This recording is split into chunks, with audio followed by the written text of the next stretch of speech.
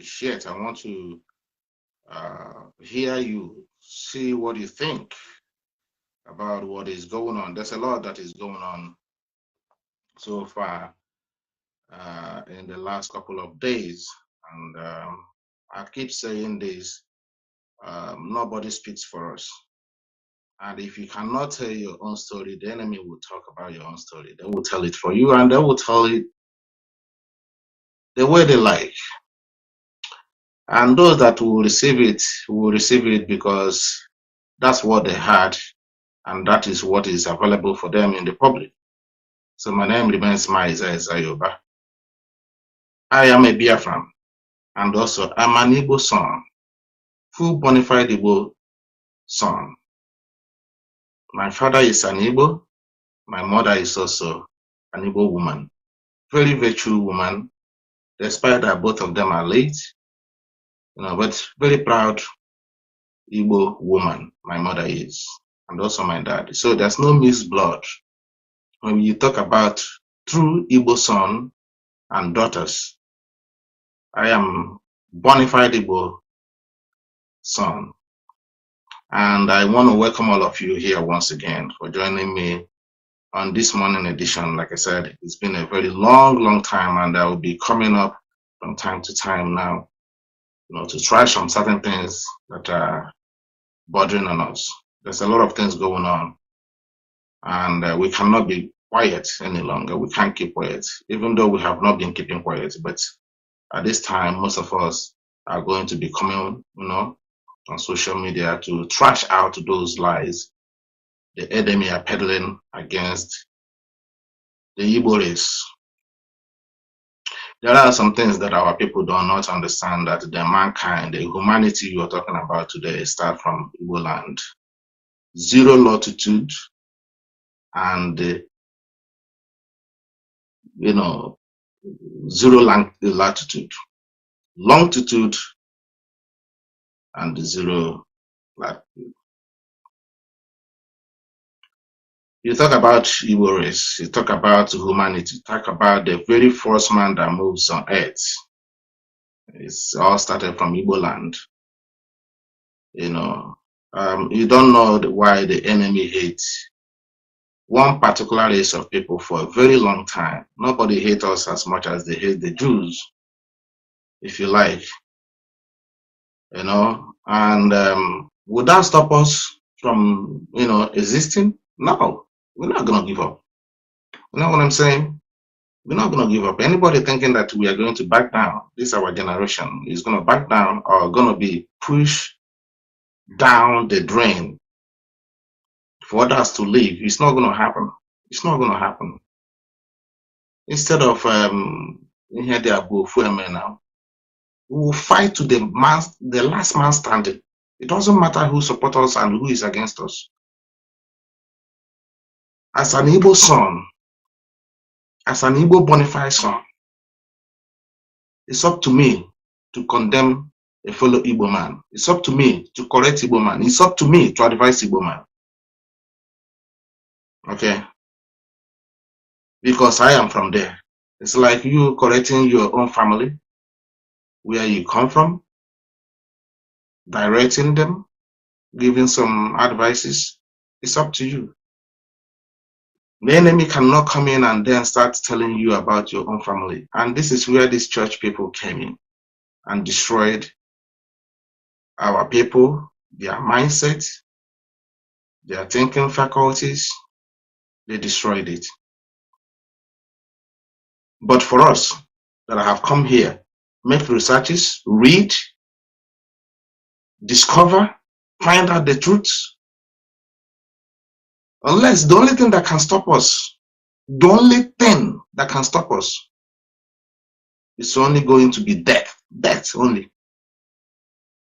If you're thinking that people like us are going to quit because of other people, because of the demonization of our race, because of the killing of our people, there is only one way out. We will fight to the bitter end. It doesn't matter how many they kill. They have been killing us. We know we don't have friends. We know we don't have anybody supporting us. We know that we don't have people speaking for us. But we're going to speak for ourselves. Do you understand what I'm saying? And if you're a Biafran, if you're an Igbo man watching me this morning, I would like you to join hands together and also make sure that you stand and defend our race. People need to understand this. The Biafra you are seeing, the Biafra that we are fighting for, is an umbrella that covers the whole entire East. People do not understand this. The IPOB you are seeing stands for the whole entire East, our race, from the upland to the coastal region. But people think it's all about Nnamdi Kanu and IPOB. And who is the IPOB? The indigenous people of Biafra, the people that owns the land, from the mainland to the coastal region of Biafra land. The weather is improving. I'm going to go to the coastal region as I normally do, and I'll make some videos, and you can see how coastal region of Ireland looks like.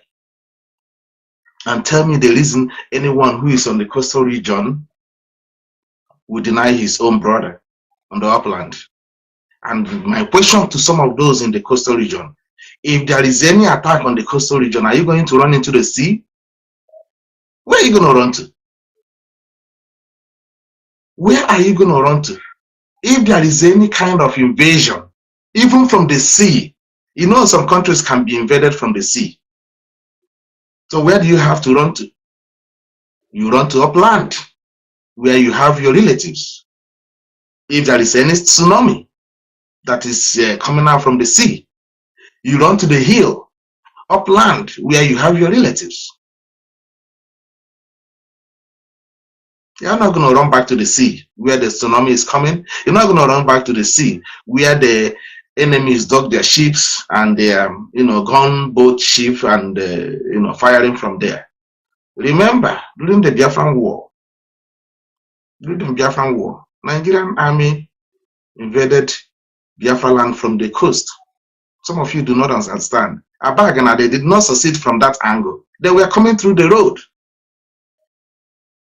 They were coming through the road to penetrate from the upland, then to the coastal region. And we stopped them. Our men in Abagana stopped them. But they succeeded from the coastal region. Our people in the coastal region must understand what we are facing. We are one people. We are one people, one family, one people, the same father, the same mother. Finding yourself in the coastal region is because the ocean stopped you from going further. That's why you stop there. If there is no ocean, God knows our migration could have even reached the desert. God knows. But what stops us from migrating more? Like the way you building your own house today. You're building your own house today. You leave your father's compound, you move to the next street, or God knows where you find land to build your own house, and you settle there with your family. In the next 100 years, people will not even, some people who were not born the time you were born, will not even remember that you, from this family, you migrated to the next street. Unless those who saw when it happened can tell that. And if those who are not around, then the enemy will tell you those people are not your relative. You even go and marry them without knowing that you're marrying your own relative, your own blood. You see what we're saying? You see that we are educated, we know what we're doing.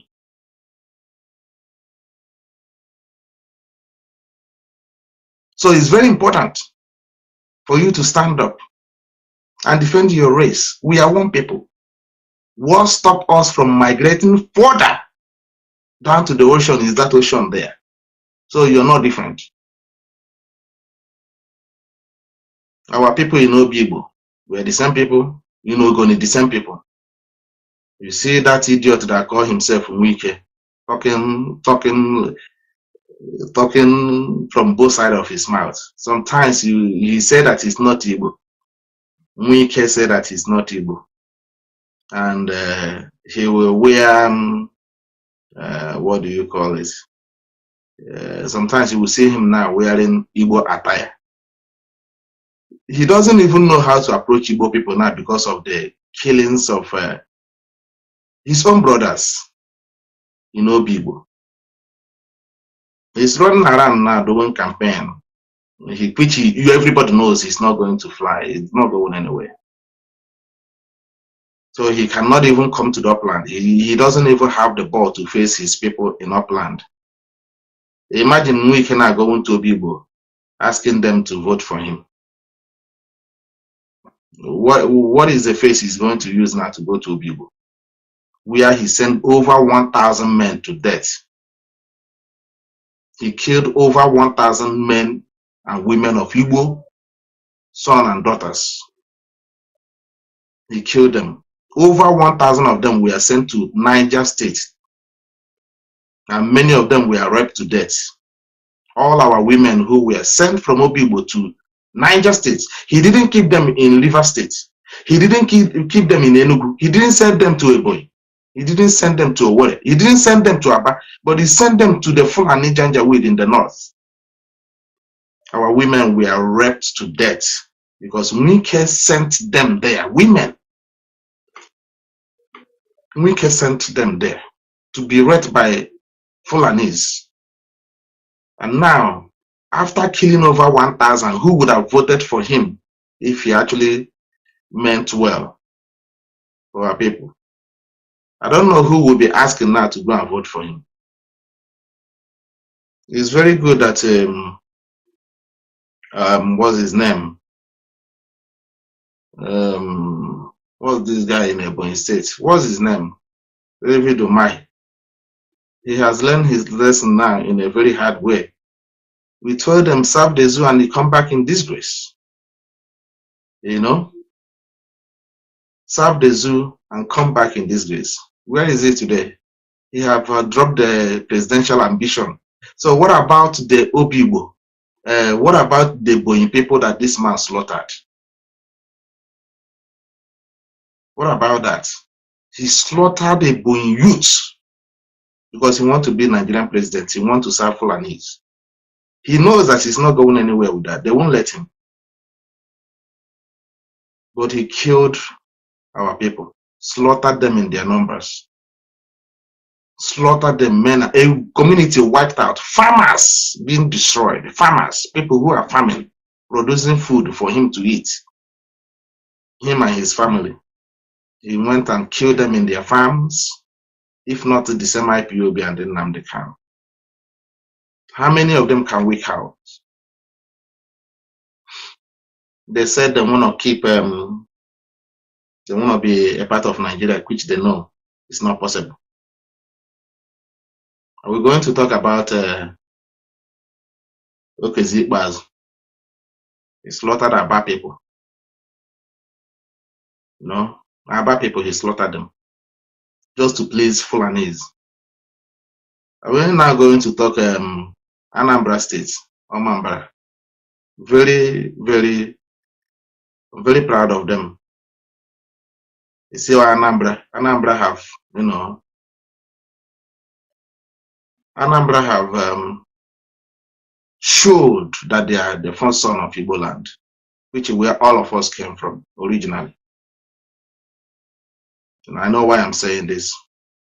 Anambra people, this time around, you know, they are doing very good. But having said that, they suffered a lot of killings from Willie Obiano. Peter Obi now want to be a president of the zoo after killing thousands of Igbo youths.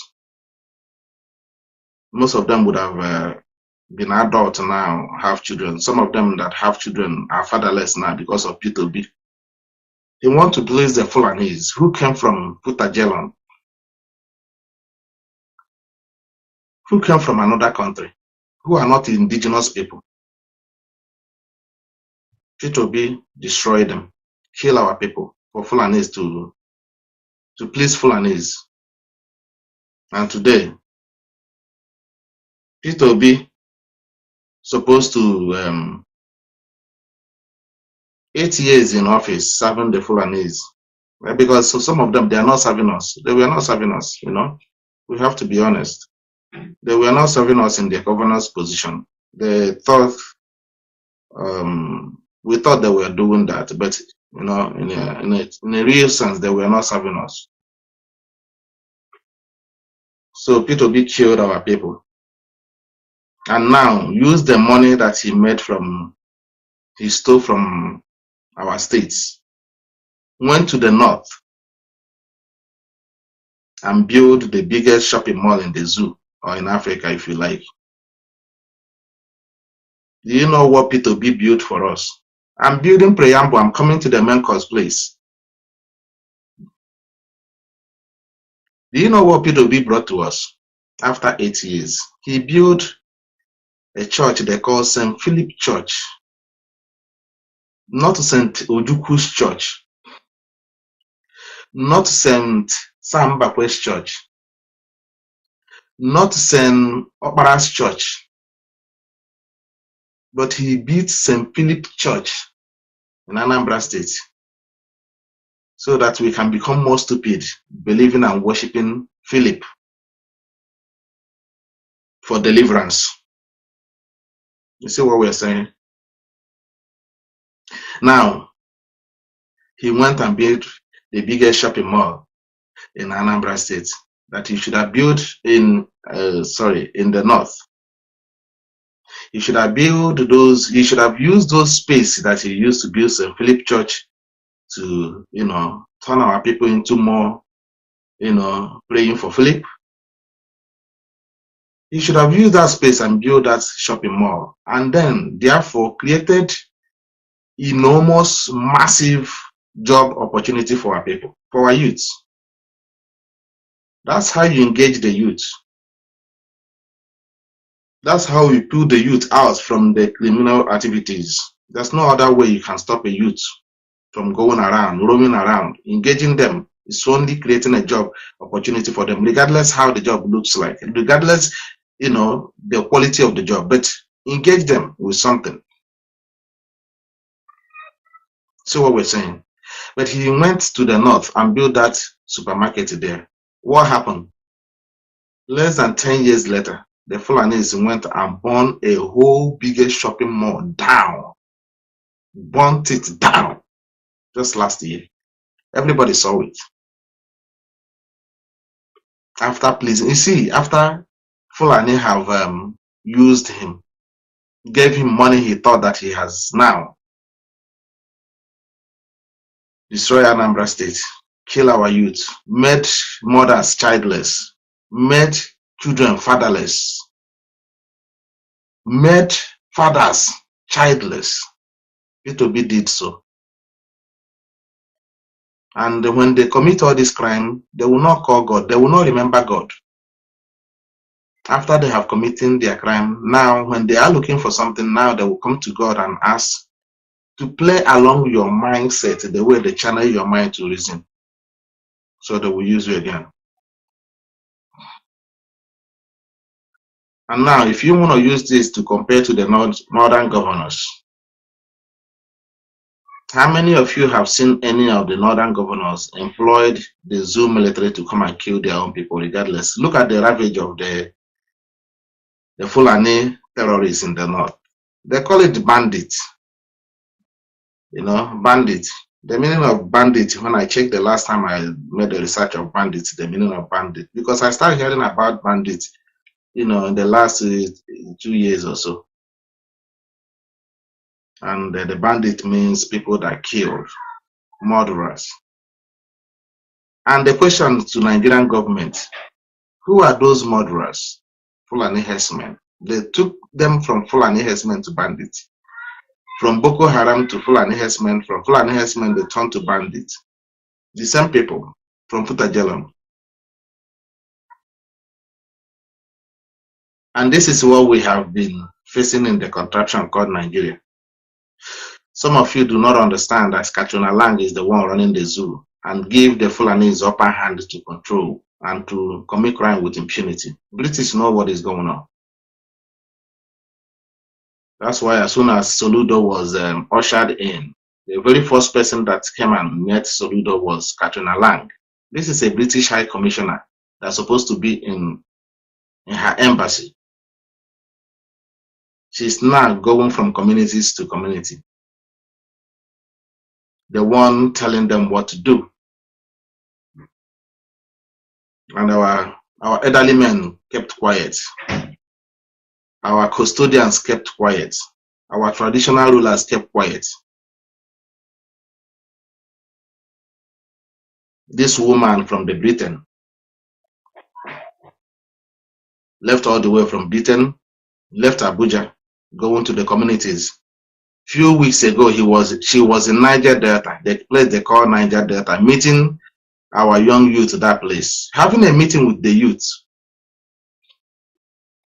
to go against the Biafrans. The men brought their own brothers on the coastal region. But British, I'm asking Katrina Lang, why are you not,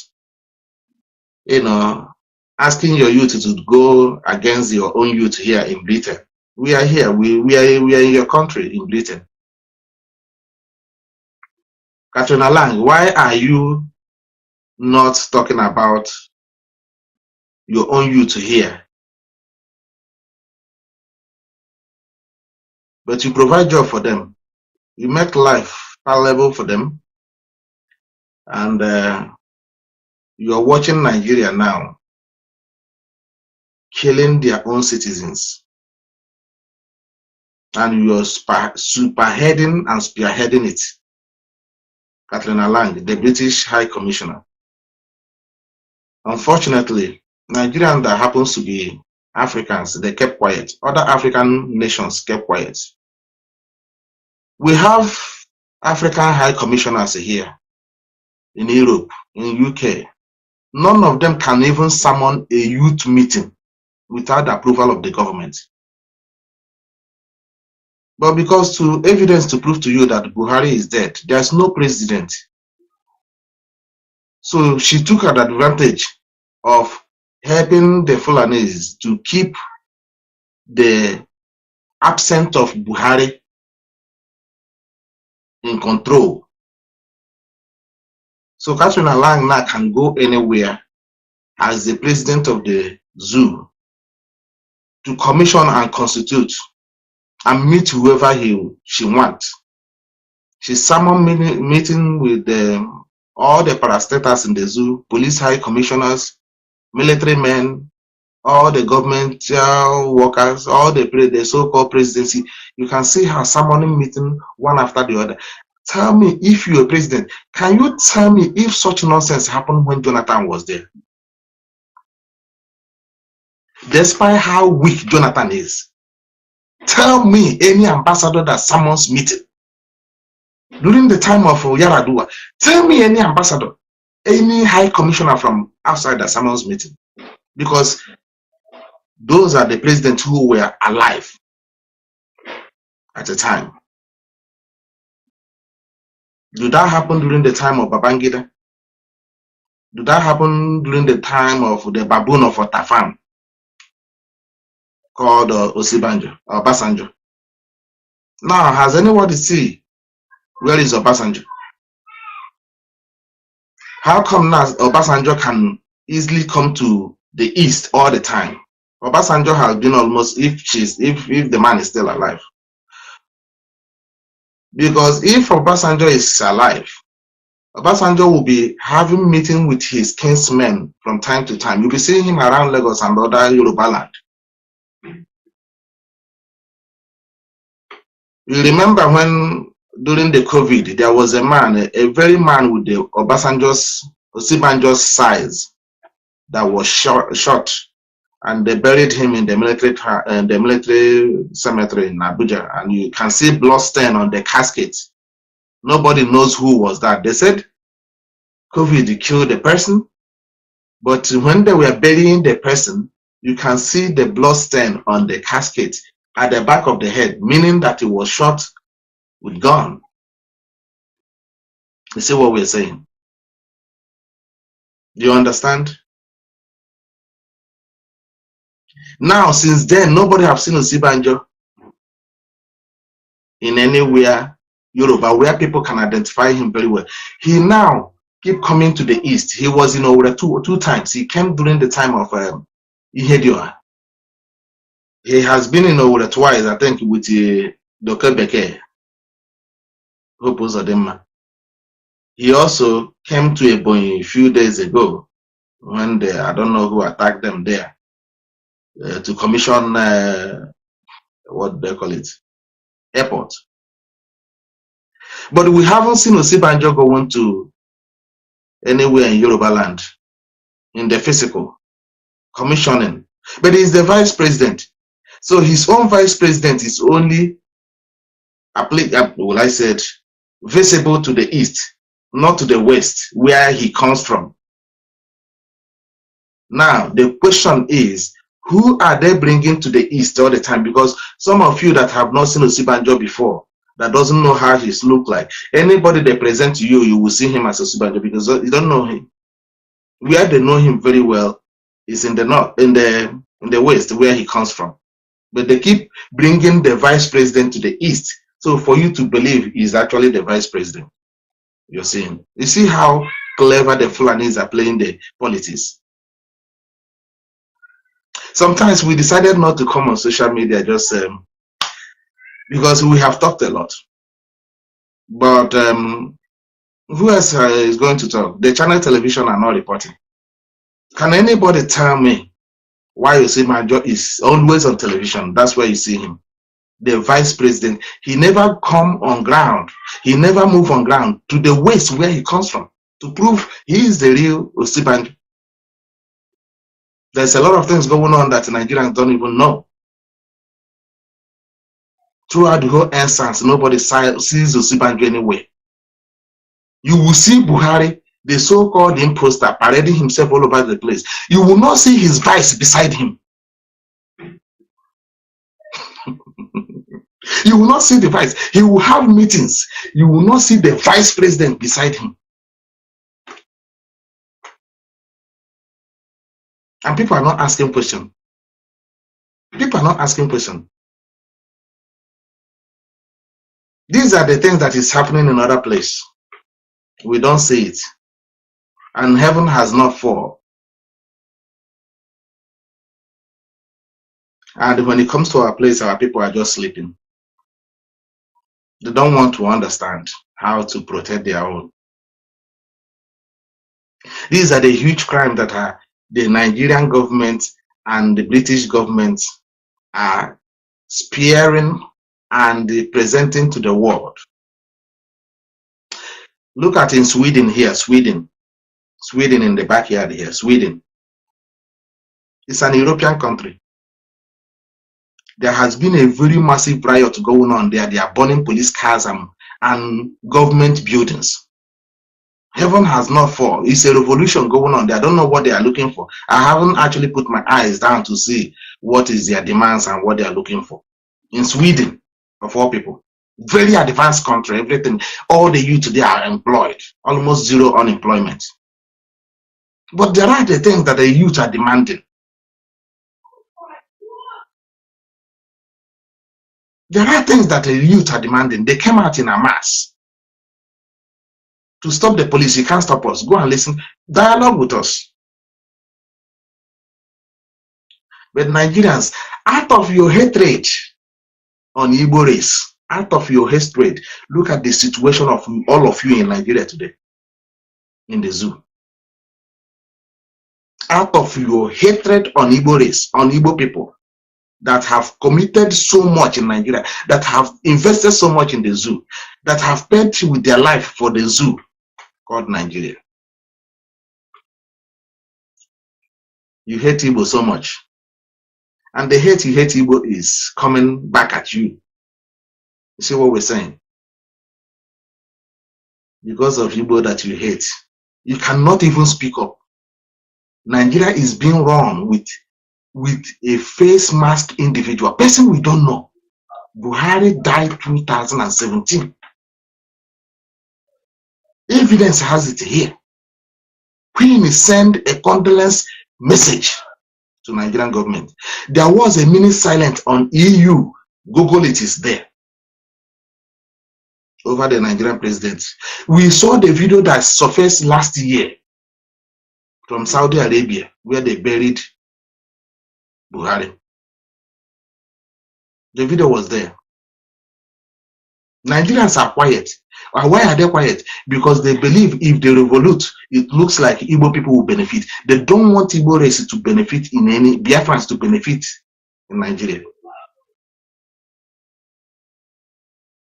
And the Fulanis are taking advantage of that big time. Foreigners, strangers are taking advantage of it. Nigerians are being murdered. Nigerian government is being taken over. There is a right of account. It's a very lengthy one. I don't want to read it because it's going to take a lot of time here.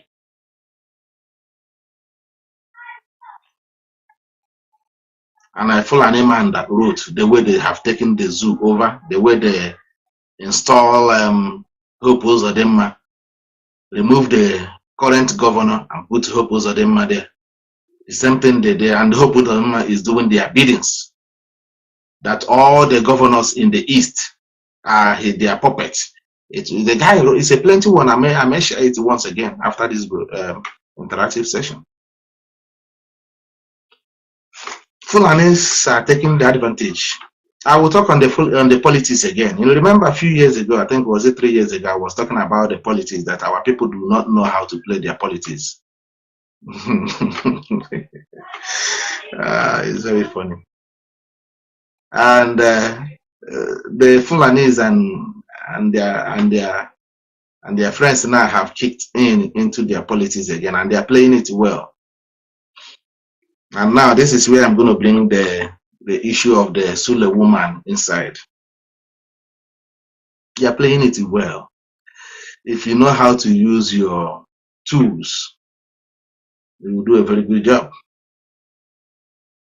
So the Fulanis have activated almost everything in the zoo. All their weaponries, everything that they use to, launch the attack on a nation, they have activated it. And our leader, Mazi Nnamdi, Kanu, warned us about it, even before now. You see, the guy that they call Suleiman. My question to Apostle Suleiman, or whatever he called himself, what is your job? What is your job? Can you tell me what is your profession? What is your job? Forget about the pastor you claim that you are. What is your job as an individual? And I'm going to expose your nyash this afternoon. Apostle Suleiman got frustrated because I must say this. Because our sister, IPOB has been on their back in the last few days. IPOB, Diego. Respect IPOB. When I tell you that you should be proud of IPOB, I know what I'm saying. IPOB are sophisticated, very sophisticated. IPOB. It doesn't matter how many they are, where they are. IPOB are well organized, well advanced, and sophisticated in their approaches. It doesn't matter how many. You can listen to gossip as much as you want to, follow those ones who, this is always like that. When our leader had problem in 2015, how many of us were there now? Some of you, if you go to my archives here on my pictures, you will see the pictures, how many we are doing the meeting that time. And it's always like that. People who want to show themselves, who want to say, Nnamdi Kanu, we are with you. You see, we are with you. You see them running all over his face to make like those ones who has been there with him all these years look like they are not doing anything. They are nothing. But they have been there faithfully and consistently doing what they were assigned to do. And you see those new ones will be showing off all over the place. Mazi Nnamdi Kanu, our leader. You see them, though, they will be the one that calls our leader more than you that follows Mazi Nnamdi, more than you, the true IPOB members. Go to social media here, you see it all over the place. Do you understand what I'm saying? Those bad ones. This Apostle Suleiman, or SULEWOMAN, I call him SULEWOMAN.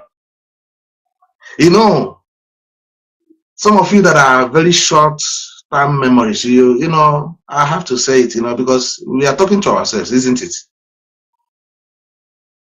We have very short term memories. You remember a few was it a year ago when the same SULEWOMAN came out and said Mazi Nnamdi Kanu will be disgraced internationally and locally after he made that prophecy. If it's prophecy, after he made it, he was busted out by the media.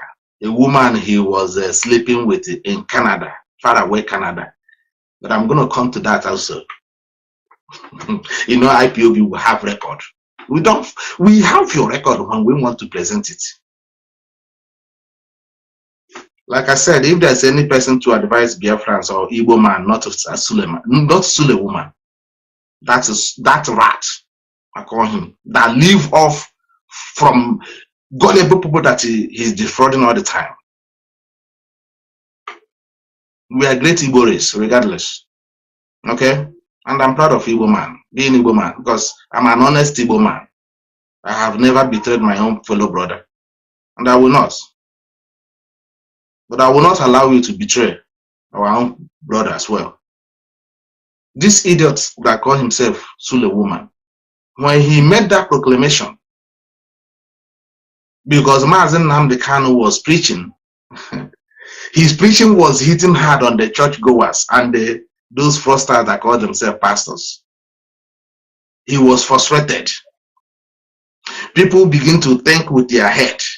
They are not going to church again to throw their hard-earned monies like the way they used to do. Some of these so-called men of devil, they begin to speak from the both sides of their mouth to condemn Mazi Nnamdi Kanu, condemn the agitation, condemning IPOB here and there all over the place. You know, we begin to open the eyes of our people that they should watch out on these prophecies these criminals are proclaiming all the time, and watch if any of them have come to pass. Now, the public and our people begin to pay attention all these fake prophecies they are making all over the place, and they begin to realize none of them have come to fruition. And people now begin to withdraw themselves from the activities of the church, and Apostle SULEWOMAN all over the place start making prophecies and declaration against IPOB and the agitation. After he made some of those whatever fake prophets he's doing, and few weeks later he came out in the public. Apostle SULEWOMAN concubine girlfriend in Canada, pictures, evidence were all over the place. While Mazi Nnamdi and IPOB start striving and obtaining more attention from the Western world and all the people that matters. He never forget that, and he never forgives. And recently, because of that, they came together in order to sabotage what we are doing. And just recently, we busted them out. One of the idiots, one of the people that the infiltrators they sent to IPOB that are working with the Ekperima in Finland.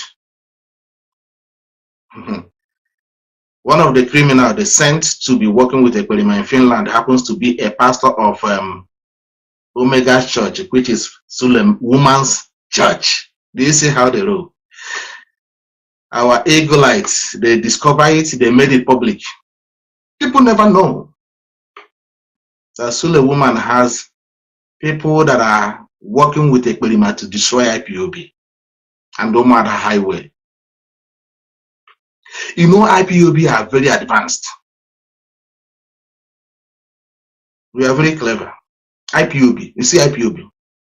The zoo, ask the zoo now, they will tell you. Ask the zoo. There's no more, nobody again represent Nigeria outside. Nobody.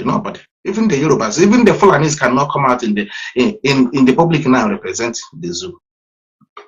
That is what we're talking about. IPOB destroyed them internationally, and they will not come here, regardless. They will not come here. All these criminal politicians, they will not come here anymore, unless we do not know. So what am I saying? So IPOB Eagle managed to discover, decode this woman who is working with Umada Highway, that are working also with the fraudster in Finland. And not too long, and somebody that played a vital role, I have to give credit to the person who is, the credit is due to, is also our sister Efe. Severally come on social media lambasting this woman that happens to be Suleiman's pastors as well in Germany here. Imagine somebody who is a pastor of a church of Suleiman or SULEWOMAN being a part of IPOB, and today you see the same Suleiman condemning Nnamdi Kanu, condemns agitation, and at the same time condemning the Igbo race. But you have somebody who happens to be a church, a pastor of his church branch, being also in the movement. Now, do you connect the dots? Can you connect the dots now? Because we expose that. Apostle Suleiman, if you like, you know, Apostle Suleiman, if you like, got frustrated and busted out a few days ago by calling Igbo race shameless Igbo. Now, the same Apostle Suleiman that you're talking about, that is ranting all over the place, I want to put him in his place, because you cannot use your platform. We talk about other race. There's no race in this world that doesn't have bad people. But I want to say to Suleiman or SULEWOMAN, if whatever you call yourself, if you want to say there are bad people, bad Igbo people, why don't you mention the name of those bad ones who happen to be politicians that you're also working with? They will bring money back. Ghana must go, money in your bag, in the bag, and then you prophesy to them to hoodwink the mindset of your followers, and they're gullible to follow them and vote for them, and then you will come back and say that your prophecy have come to friction. You see, we know. Do you understand? Do you understand? So why don't you mention the governors, all the politicians who happens to be Fulani slave? And then than to generalize the whole Igbo race that we are shameless. Tell me any race that have contributed much in the zoo than Igbo race. Was it not an Igbo man that fought for the independence of the Zoological Republic of Nigeria? Was it not an Igbo man? Was it a Hausa man? Was it a man from Awuchi, where you come from? Was it a Yoruba man? Was it not Dr. Nnamdi, who happened to put us where we are today? Of course, he's ashamed to Igbo race as well. But he is an Igbo man that fought for the freedom of the zoo. Okay, now let's talk about Nigeria. Apostle SULEWOMAN. I'm addressing you. Please, anybody that know him can tag him and send him the video. Or you can cut from the area that I started talking about him. Now, Apostle SULEWOMAN. What happened when you talk about Fulani few years ago? They chased you from your church. You run like a little rat you are. Like a coward. Little coward. Bally-headed man like you. Very useless man. You call yourself a man of God. You are a man of dog, we know. Your women are here all over the place. And we're going to, publish their pictures once again. We are having fun with them. I'm talking to you, the so-called prophet Apostle Suleiman. You now want to come and antagonize Igbo race using your platform. Who told you to do so? Who authorized you to do that? Who authorized you to do that? Who are you? You wretched apostle, useless Suleiman, you call yourself. How did you get Suleiman if you're not a former Muslim? This is what we tell. I don't blame you, because we still have our stupid people who are still attending to your church, both here in Europe and also back home, contributing to your luxury exotic life you're living. You useless apostle Suleiman, you call yourself a apostle. Now let me tell you, some of you do not know. From Awuchi, you have a lot of Muslims there. Awuchi Muslims, if you like. We have a lot of Bini Muslims. Bini Muslims. This man comes from the family of Muslim. This is Suleiman. Because they realize, these people realize there is money in the church, in the Christendom. Because this is what the Western world used to colonize Africa, if you don't know. And how many years they have colonized Africa after killing over 47 million Africans? 47 million Africans. The same people came and give you Bible. I will talk about that Christianity thing, but I want to highlight it here because of Apostle SULEWOMAN. Okay? Now, this idiot that called Apostle SULEWOMAN happens to be a Muslim. Do you understand what I'm saying? Happens to be a Muslim. The family lineage is Muslim. But these people, for some reason, I don't know how they get it. It's not, though Muslims are very clever anyway. They now discover how gullible and how foolish Nigerians and the Igbo people are sometimes. They were still living in the Stone Age. It's only few of them that managed to come out of the colonization. Now, these guys understand what is going on. You understand the game that the Western world use, and it's still working. They even understand even people like what do you call this another useless pastor that destroyed the Igbo race, that destroyed our people. You see that guy they call him up by. You see that guy they called him up by. The day I will open his page, you will understand. These are the people who destroyed the mindset of our people immediately after the war. Because whatever that started happens to us started happening after the war, immediately after the war. Our people now, due to the hardship, like the way you're seeing Nigeria now, people thought that the only way to survive is to run to Jesus and Christianity. You see, when the same Christians were killing Biafrans, 1967, they were singing, "In the name of Jesus, we shall conquer. Yeah, Biafrans fighting for our freedom. In the name of Jesus, we shall conquer." The people who are there also the one that are arming the Muslims to kill fellow Christians. It was British who brought us Christianity that arms the Muslims to kill fellow Christians in Nigeria. And in the process, they kill us over 7 million people. I have the record here. I have it. 7.2 million Biafrans were slaughtered. 5 million of them left to die in starvation. 9 million internal refugees. It has never happened anywhere in this world since the world began. I am telling you, go and check the history. It was this great Igbo race, no race that have faced what we have faced in Africa and will ever come out great the way we are. So if you're not a proud Igbo man, go and be proud of yourself and know how to support what we're doing. It's out of jealousy they're saying the rubbish they're saying to antagonize you. So you can give up.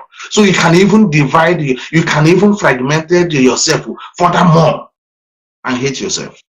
And we're not going to allow that to happen as long as IPOB is concerned.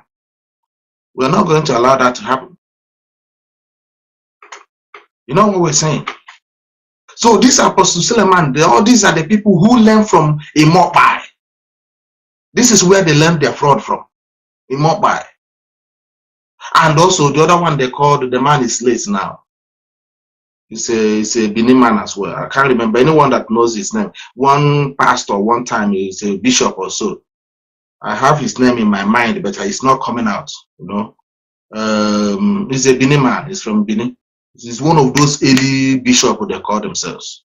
These are the people who destroyed the minds of our people. Please, if you remember the name, yeah, Bishop. Can't remember. Just it's in my mind, but it's not coming out. It's in my head. Idahosa.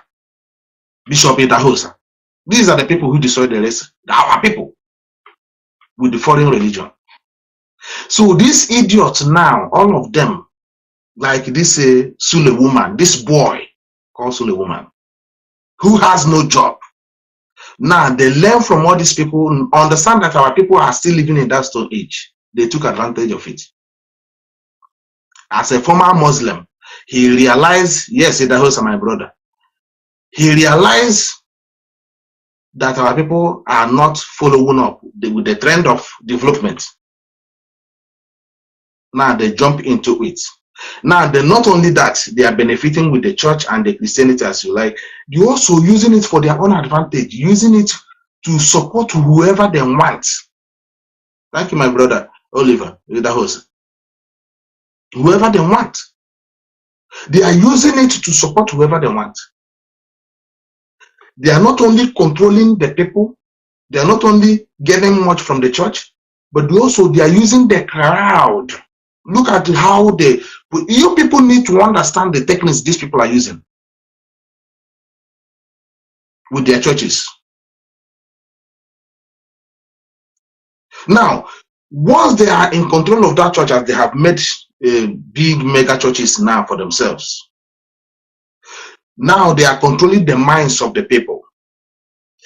Behind these people are the politicians who happen to be the Fulanis, who controls the zoo now with the help of the British. Do you understand what I'm saying? I don't know if you are following what I'm saying step by step. These people who find our people, the gullible people in our midst, it's like what this Ekperima is doing now. He will collect you and then he will push you where he wants you to fall. And then that will be the end of the story. Now, what am I talking about? This is what Suleiman and all his likes, like Adeboyo, Yodepo, TB Josh, all of them, this is what they managed to do. Remember, why am I saying this?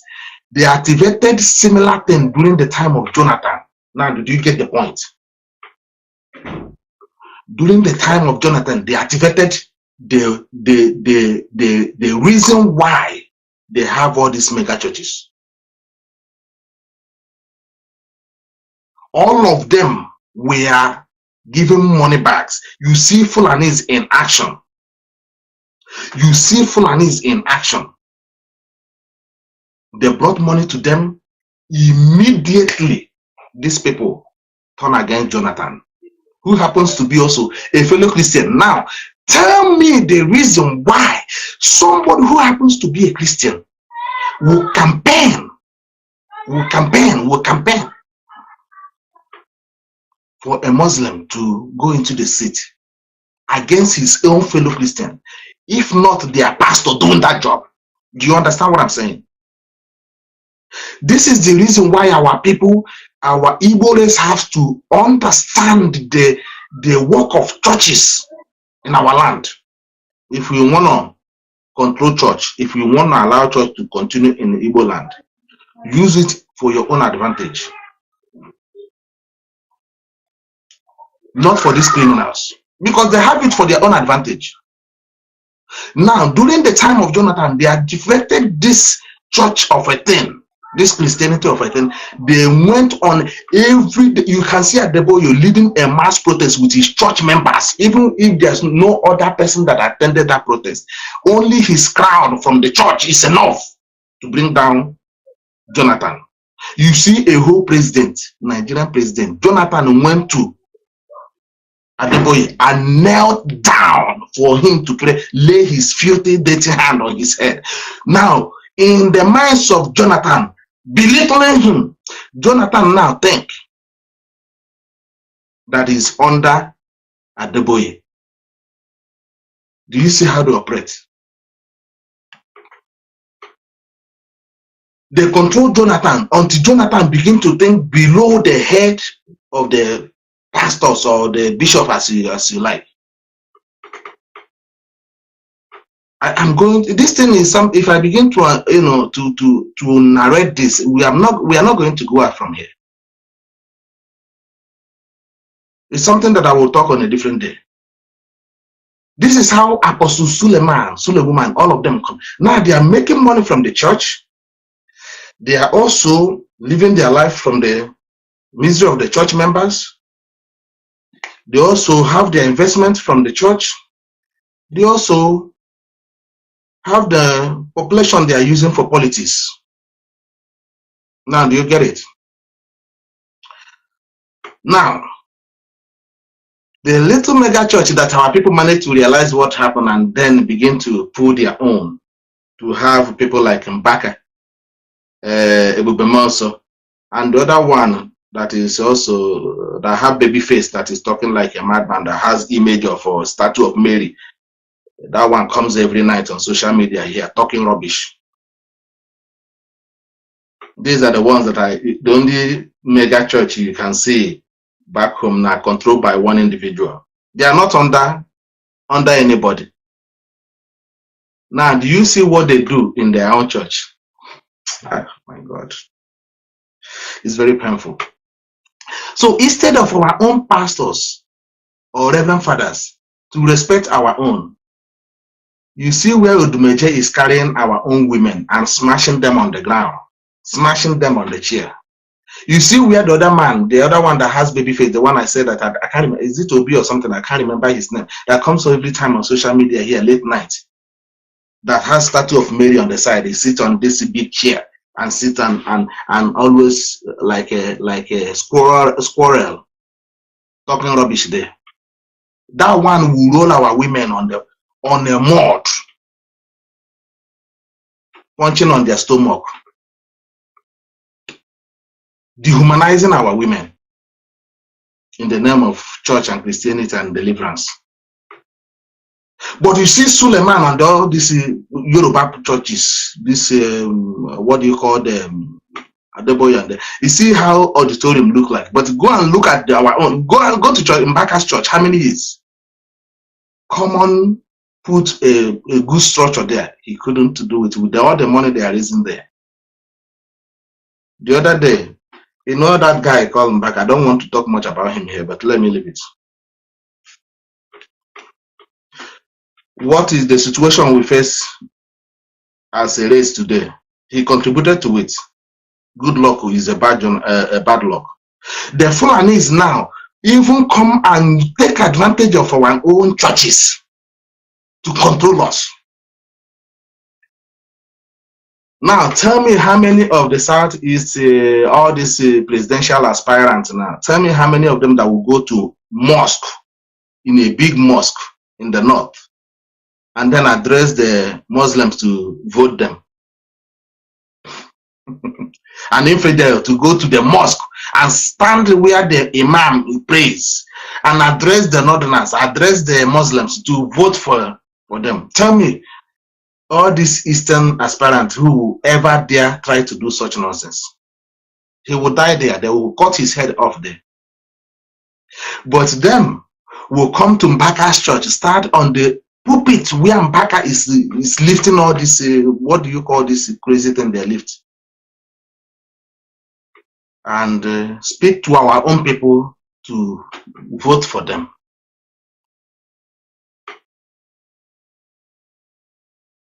You see what we're saying? This is the way we are talking about. This is what we're saying. That our people need to understand what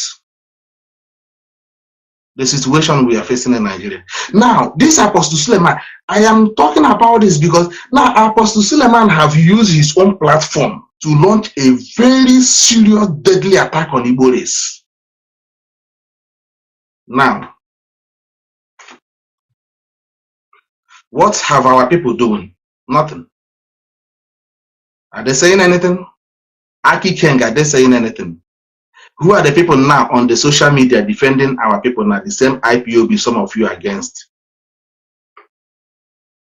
because we are fighting for Igbo race. We are fighting for Biafrans. Biafra is the general umbrella that, that carries everyone in that region along. But we need to tell the story. But like I said, I have every right to talk ill on my fellow Igbo person over his attitude. But for somebody like SULEWOMAN to sit on his platform to blackmail Igbo race, we are not going to take that. Because from where he comes from, Awuchi, tell me what SULEWOMAN have contributed in the zoo. Useless boy that called SULEWOMAN. You have your church.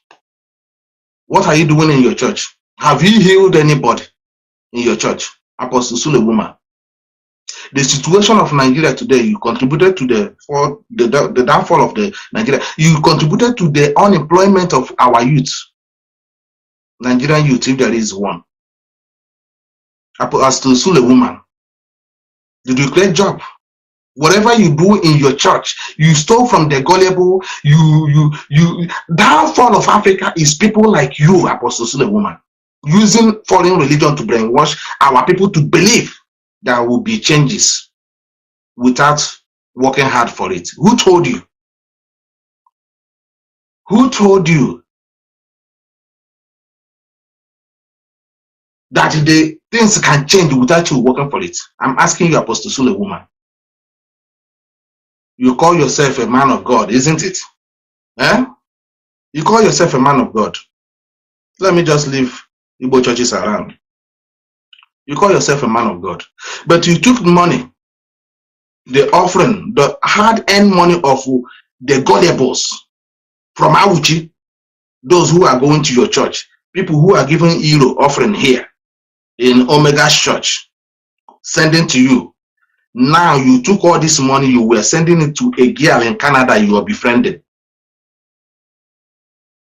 So who, between you and Igbo race, how many pastors of Igbo, how many our pastors that does that take money and send to their girlfriend in Canada?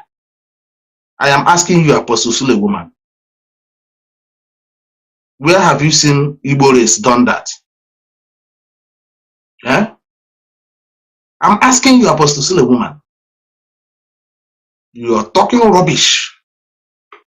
You are there coming on social media, using your platform in your church to destroy the minds of our people. So even as we are talking, as they are talking about their elections now, what you're saying now, you're sowing a seed of discord among the Igbo race so that they will not even support their own if there is anything election coming.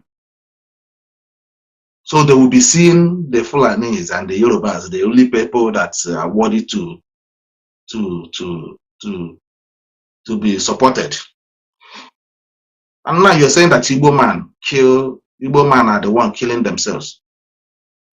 How dare you say such nonsense? You fool. I'm talking to you, SULEWOMAN. The general overseer of what do you call the Omega Church. Apostle SULEWOMAN, how dare you, idiot, to say such nonsense? So what is going on in Olu? So you're not seeing the military.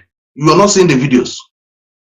You are not seeing the military going house to house killing our youth. How is that an Igbo man? How? Can you explain that to me? How is Igbo killing Igbo there? Yes, I know you are saying this in some of these things because the woman that is working with the Simon Ekpa here is giving you those informations. Because she's in the platform of Rumada and the Simon Ekpa. So they know what they're doing with the fake ESN they are answering in back home. Then maybe that's where you are getting your information from. Because there's no other way. IPOB never killed any Igbo man. IPOB led by Mazi Nnamdi Kanu never caused any carnage in Igbo land. Never. It has been the agitation of IPOB and Biafra and Mazi Nnamdi Kanu has been always peaceful. Flag, protest. They never hurt anybody. ESN that Mazi Nnamdi Kanu established is still in the bush, stopping Fulanis from raping our women, cutting them in pieces and throwing their body all over the farm. And how many times have you heard that now? That our women have been cut to pieces in the farm. How many? How many times since the launch of the ESN, Eastern Security Network? Maybe you're getting your information from your woman that is working with Simon Ekpa, who happens to be a church pastor. Your church branch here, she's a pastor there. It could be. But you cannot tell me that you're seeing the military, the zoo military, that is coming all over the place. You see them in Olu, every blessed said there. You see them. Everybody can attest to it. Everybody can attest to it. Going house to house, burning houses, killing innocent people. On Sunday was one case study. And you have the temerity of to come on your platform to talk ill on Igbo race. Who told you? Who asked you to do that? You fool. You want to talk down on Igbo race. You from Awuchi, what are you doing? Is Bini people are not being killed in the zoo? Is it Igbo race that are killing them? Bini people, are you not seeing them? What do they contribute? Enemy from Awuchi and the Bini city. Is he an Igbo man? How many Bini people do they kill? Tell me the work of Bini. What are they doing in the zoo? What are their contribution? Only killings and robberies. You will carry an Igbo man will work hard, send goods on their way to the east. They will be stopping in Bini city, in Awuchi. From your community, you fool. From your community, you useless Sulem woman you're talking. You see Igbo man bringing his container coming from abroad. They will be stopped in Awuchi, where you have your church, and they will be robbed. Some of them will be killed there, and you have the temerity to come and talk ill on Igbo race. How did you obtain your name? You are answering apostle. You put apostles to confuse people who are gullible, isn't it? And also you put John to confuse people who are gullible. But the Suleiman, everybody that knows, go and check the history. The people that bear Suleiman is Arab people and the Muslims. Even in Israel, there's no Suleiman there. Even in Israel, that happens to be in Arab continent, there is no Suleiman. Nobody's answer Suleiman there. They answer their real names. So how come you answer Suleiman? Is Suleiman Awuchi name? Is it a native Awuchi name? If you're not a Muslim, I don't blame you. I don't blame you. How did you become rich? Apostle SULEWOMAN, how did you become rich? How did you make your money? Tell me one thing you have started in your life. As some of us have in IPOB, all the Biafrans are working hard everywhere. SULEWOMAN, tell me, where did you make your money? How did you become a pastor? How did you have 2 private jets? Where did you get the money from? If not from your gullible ones that you're doing miracle and prophesying to. How many Igbo pastors that have jets? Since we don't love ourselves. It's Igbo race that contributed to the liberation of the zoo today, which some of you are there. Sheepishly out of your hatred, you are there, sitting there.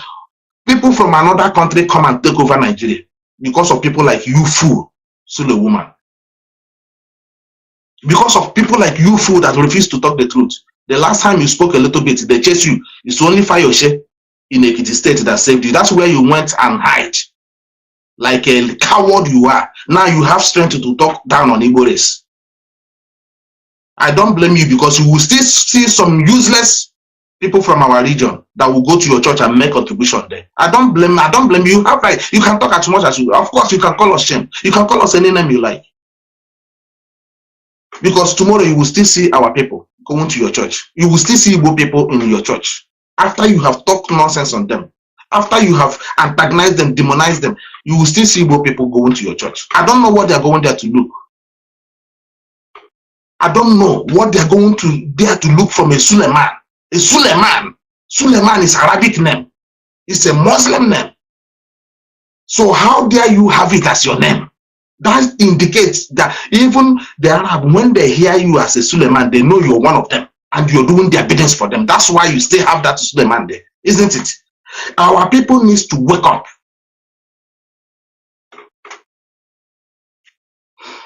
Our people need to wake up. We are here to tell you the truth. We are here to tell you the truth. These people came for destruction. You see how they operate. They put their men all over the place, in church, in communities, in police, in every parastatus. They are in control of it. Suleiman is one of them. Now look at what he said. After saying that, people are still coming here. I see some flavors here. Hey, he was saying the truth. What is the truth that he was saying? What is the truth that he was saying? Who has gone through what we have gone through in Biafra land, in Nigeria, will survive, in Africa, in this world that we are living in? Which country that will survive what we have gone through in the zoo and still standing? Which race that will survive it? You are coming here to talk rubbish. The way you see Igbo, those ones you are calling bad people, the one that you preach, those that are the ones that are the bad ones. In every community there are bad. Even in Ireland here, in England here, there are people who we are sabo.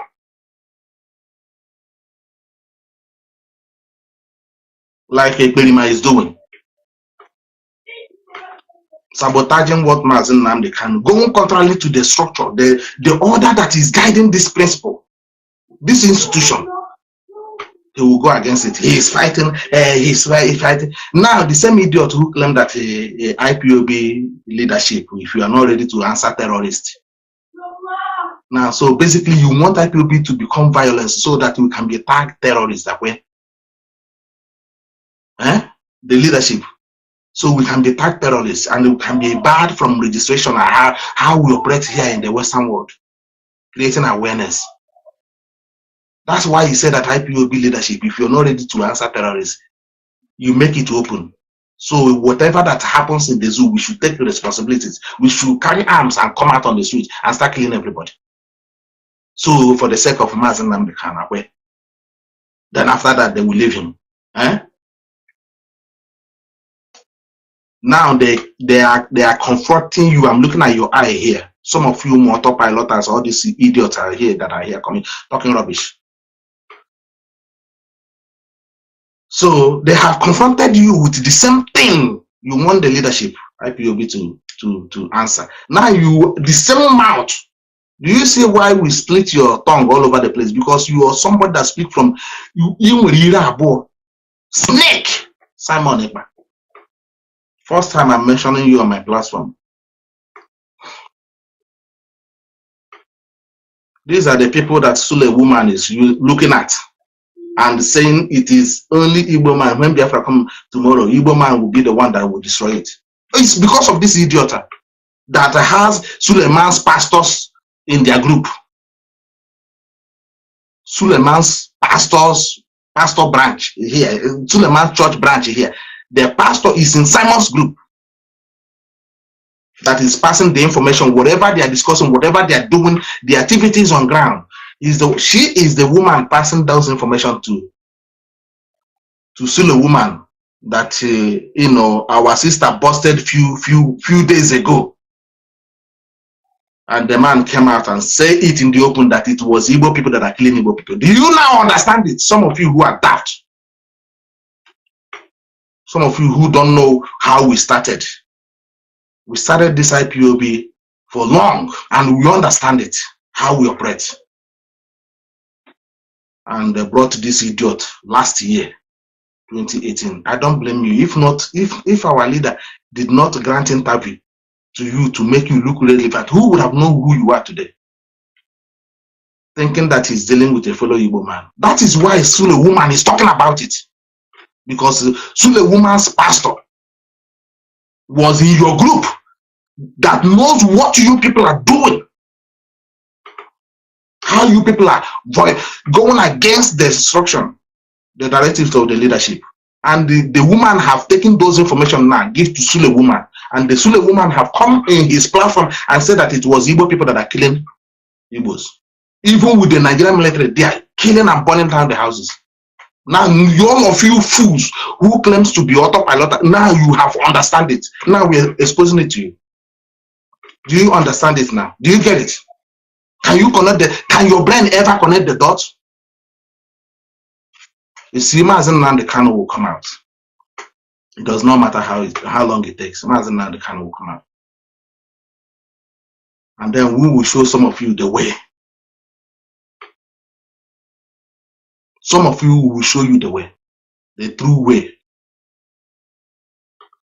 because you people came to destroy IPOB, destroy Mazi Nnamdi Kanu. Because all the violence some of you are causing back home is just to use it to penalize Mazi Nnamdi Kanu.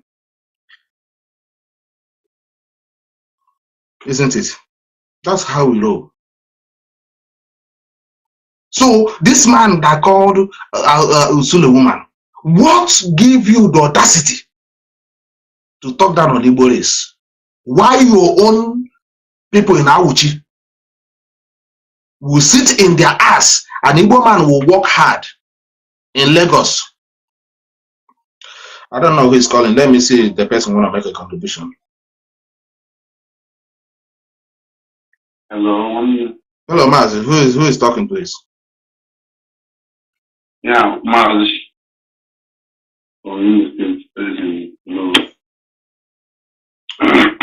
Yes, I'm my watch. Okay, go ahead. Go ahead. Yes. I'm my watch. Yes. Masakra uku SULEWOMAN masakra Igbo. Ya tamu agwa Igbo. Mwa for Biafra. Yes. And none tan abrom mwa for abrom an IPOB hardcore member. Understand me? When I will defend IPOB with my last friend anywhere, anytime, any day. You got that? And then who are back to this issue of SULEWOMAN now, who don't love themselves, which is truth. Let's call it spade. Okay. You got that? All the Igbo love one situation in the Igbo Kitana, or what in one people straight. You know, movie, join here, this people are about the Bago. We live in a lot with a family who love themselves. One people are on a live and movie, join now, the Bago. Man, if Bago is not the best for us. You know that? All from as a company, one hatred from our youth who must buy, not buying, hatred is the halfway have a trainer, then I may also. Okay, now look at now. I got a Lagos State. Probably I work like Lagos State. All my friends people is that. My volunteer and the Google I will just know and sit at home volunteer one. I will volunteer and sit at home. And then manage now. Well, let me them you put on Monday. They got okay. Volunteer, want to sit at home, volunteering. If you want to sit at home, you sit at home. You got your panel, you got your sit at home, you got your daily busy. Then why is our people again forcing it on our they don't believe on that at all? All of them are in the man, I want to move mine. All that you trying away to be who be one Nigeria government that what they have to us. I want you when you need Raka. If I need you would. Let what matter the command and the Carlo Anambra. My own do for you stand up on the boss who are there for his own people. Care is the love, care the love over it. Care the love over it. The only man who care like you go about it, you I'll shock you, or be good now and Carlo go about the one that you buy them.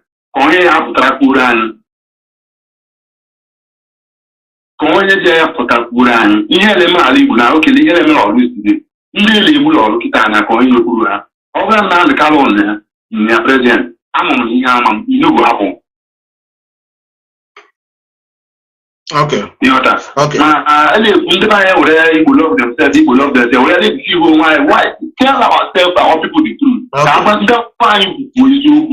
We don't love ourselves. I'm listening to what you're saying. Please, I don't know who is here. Somebody can pin the number here. Can put the number. The number is on the right up there. If you can pin it, if you can put it up here, I can pin it for you, please.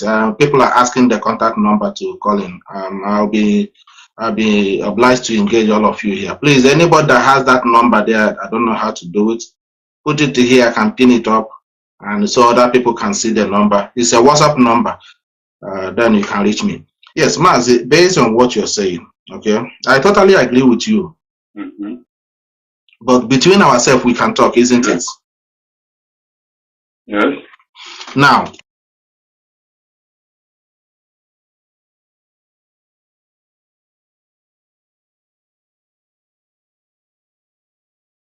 okay, I'm back. Facebook will nearly take me off.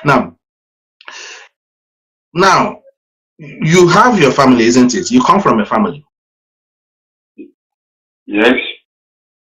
In your family, there are some little, obviously, you won't tell me there's no kind of little squabbling among brothers and sisters, isn't it? Even though this morning itself is the house myself, no family will know they'll keep. Now, I tell you, me and my family now, we don't get one or two now this morning. Now, would you like Hausa Fulani man to come and tell you that you guys don't love yourselves there? Will you accept that for him? Fulani man come and tell me in my father's heart. Yes. That you people don't love yourselves. That's what? Huh? That you people hate yourselves. Where we are, okay, can call it now. Yes, Fulani man you will be. Where we are back I don't myself. Only we are one thing money. But long we are from one type of people. Now, Mazi, let me tell you, I understand your point. I'm an Igbo man, like you said. I'm an Igbo man, very proud Igbo man. My parents are both Igbo, both mother and my father. We are all from hardcore Igbo land. And I will tell you one thing you need to understand now. Now, looking at the way things are, no race have gone through whatever we have gone through in Africa in general. Now, hold on, I'm coming. I just want you to get my point here. Okay. No race have gone through whatever we have. Then that does not mean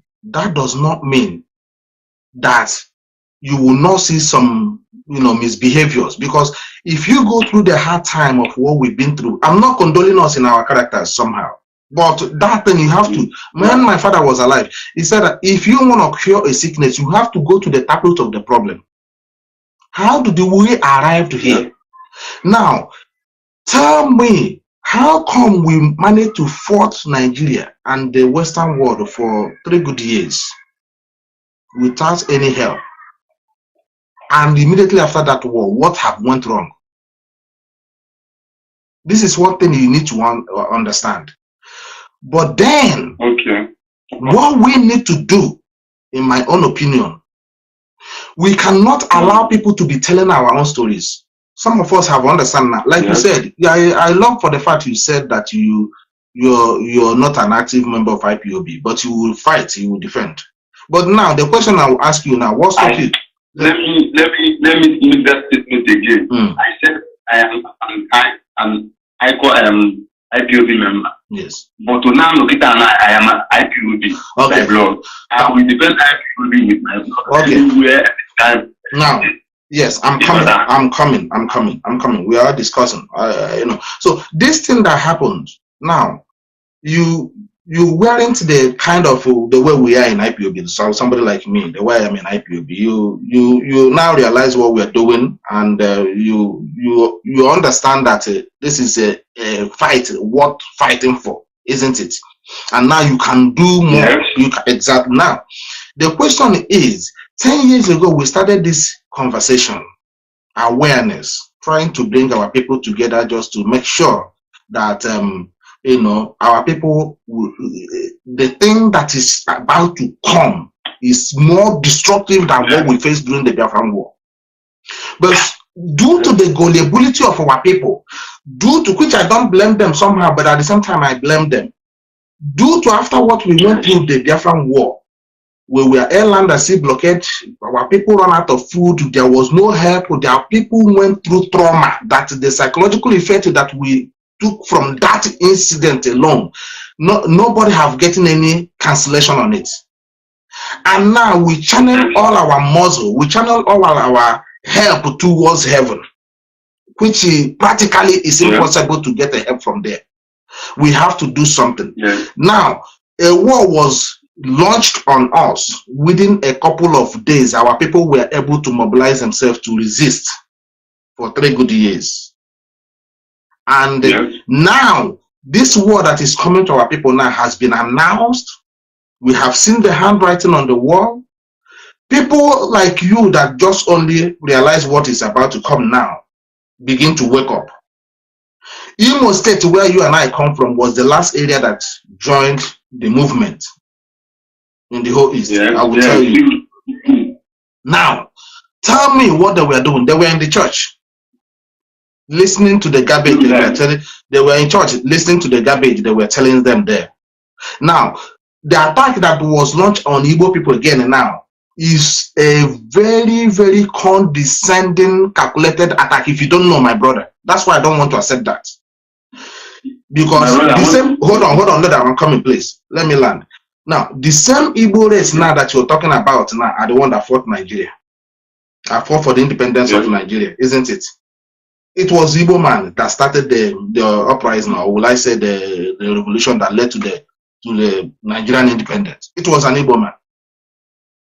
Now, if you want to tell me now that Igbos hate themselves, according to you, that we should agree from this Awuchi man that is extorting money in his name is SULEWOMAN, that shows you that this man is a former Muslim, but he saw us as foolish people. He can extort money from. He left that SULEWOMAN name there. Now added apostle, added John, so to look it to sound more friendly like a Christian, so that you people will listen to him. In the process, he's making money. In the same time, he's controlling your mind. At the same time, he's now using the platform now to launch attack on Igbo people. And now an attack he launched on Igbo people is for you to be continue seeing a fellow Igbo man as a bad person. Now, the Bubagu you are talking about was launched by this guy called what's his name? Omahi and his group. Omahi, you need to go and check his blood lineage as well. There is history. The question is, when he launched, hold on, my brother, he launched this Ibubago just to counter Mazi Nnamdi Kanu, because the Nigerian government funded him. He was looking to be a president, looking for presidential ambition, whatever he was looking for, which is practically impossible. Now, what happens here? He accepted to carry that agenda for the Fulanese. Now, the Fulanese knows that they will hijack it in the process. Now, listen to me very, very carefully, because some of you don't know what is going on. Listen to me very carefully now as I'm talking. Now, this is exactly what happened also in the church process. Church was introduced to our people, and it was hijacked from the behind. And now we become a victim of people who goes to church that don't even know our left from our right. Now, Ibubaku now has been launched. Our people did not see it coming. Even when we warned them, they thought it's the IPOB and then Nnamdi Kanu that is talking.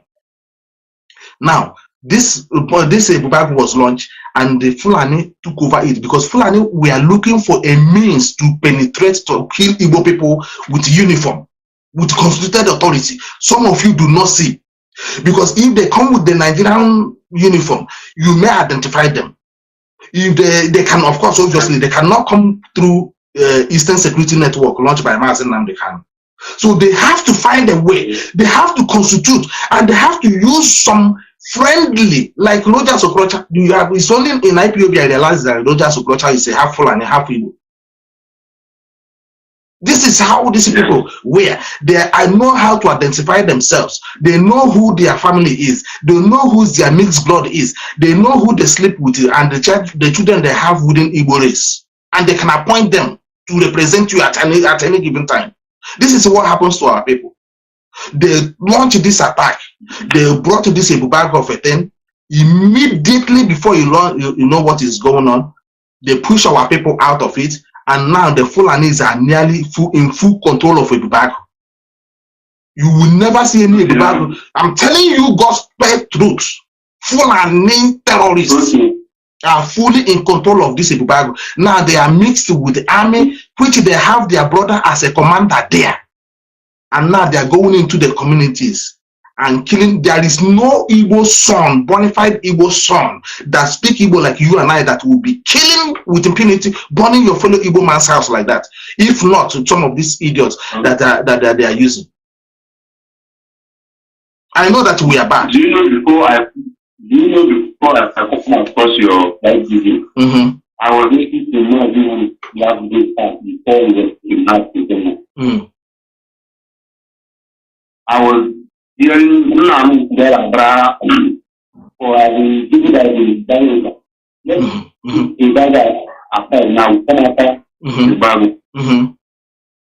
Now we are fighting for Biafra, for the restoration of Biafra. Now, obviously, the situation now we are at this moment. Is it? Okay.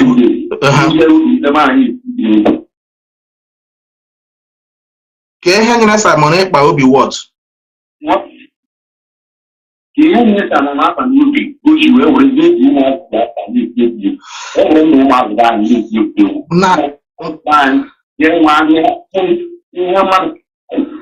now, Mazi, that's a very good question. I'm watching some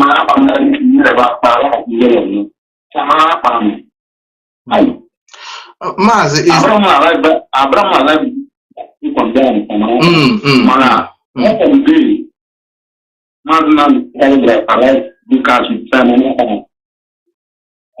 that guy from that day. I don't know but Mazi now kind of like I'm love and guy. You marry you Simon but you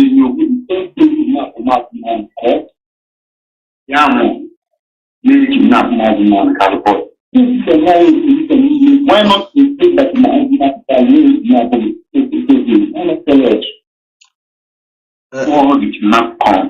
well, Mazi, there's something I want to tell you. You know, some of us, before we join this movement, we do some researches, and I recommend most of people who are watching me here as well, who happens to be Igbos and the Biafrans as well, to also do some good researches, so that will help you to see how freedom fighting is being fought. You know, in freedom fighting, I recently realized, after some research that I made, that in South Africa, it's only 33% of the population that got South African independence. Can you believe that? 33%. So basically, if there are 100 million, it was only 30,000 or thereabout, or 300,000. Yes, 300,000 that got independence of South Africa. Now, if you go to Austria, which is a landlocked, pure landlocked in Europe here, Austria, it's only 27% that got the independence. 27%.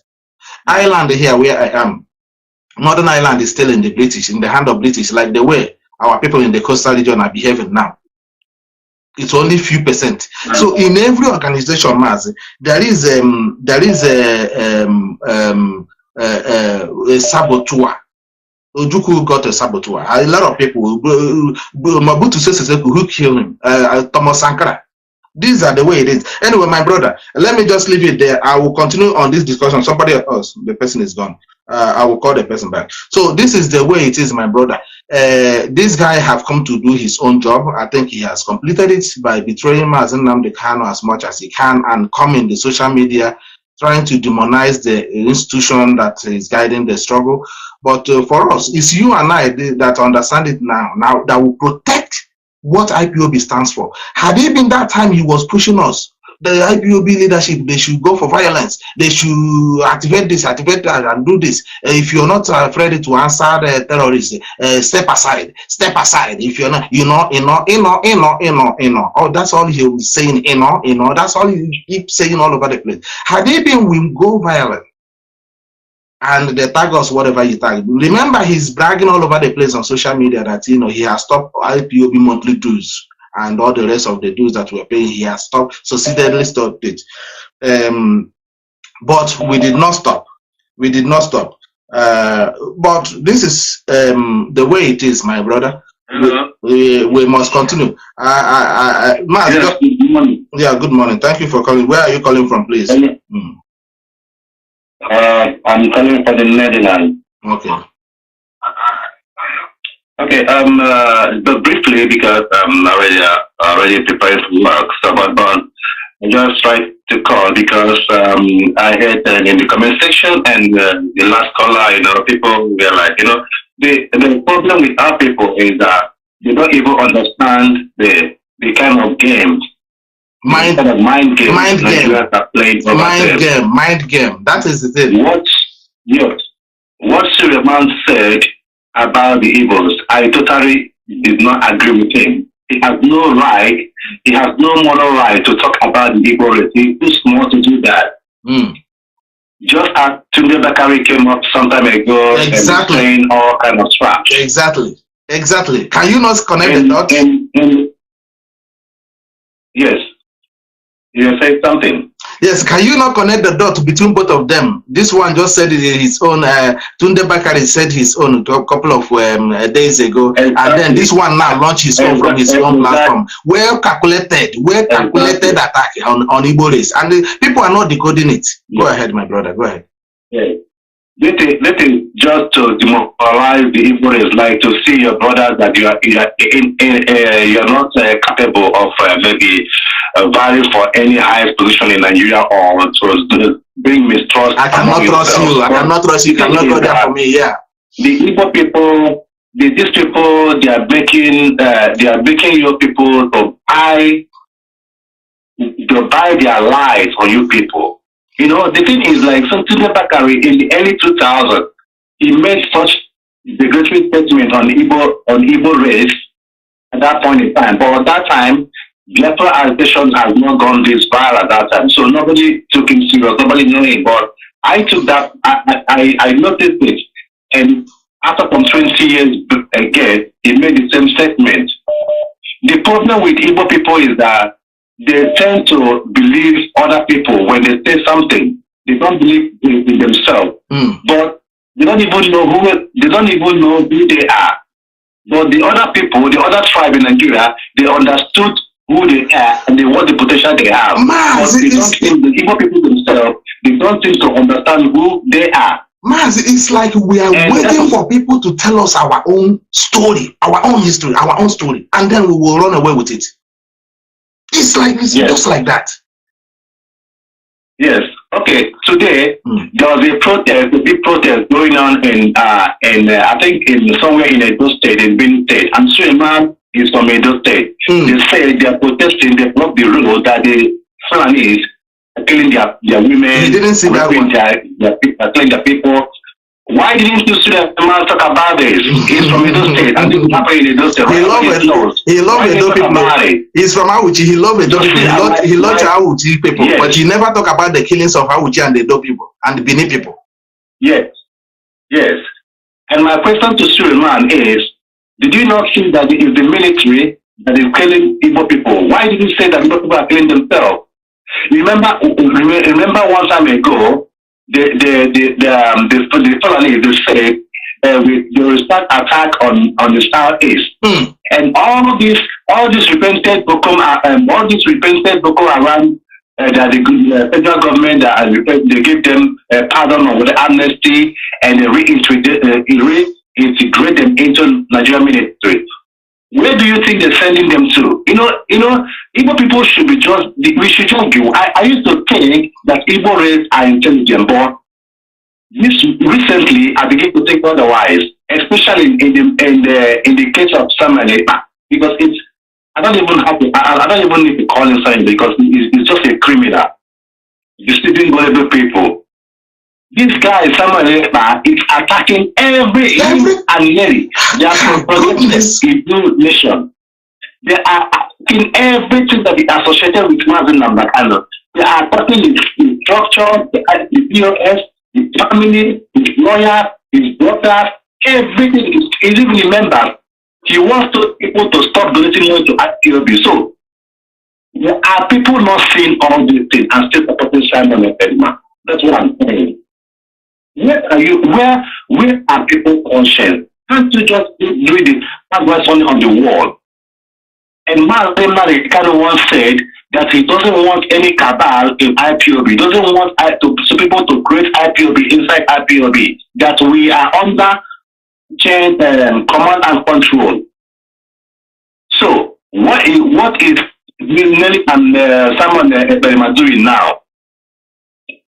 Mother, I have to leave you from now because I'm so vexed. Like my heart is very, very heavy. Someone said to me in the comment section when he was talking about shit at home. He said, "Come out of mother, you will die." And I said to him, "If you keep killing people that you are claiming to protect, Biafra, when who's gonna you're telling me to die? Is that what's supposed to be saying?" I said, "You're wrong." You know, because sit at home will only be effective if sit at home extended to like other parts of the Biafra land, maybe like rivers, whatever, but then it will affect the federal government. But within in the 5 southeast eastern states, they don't care.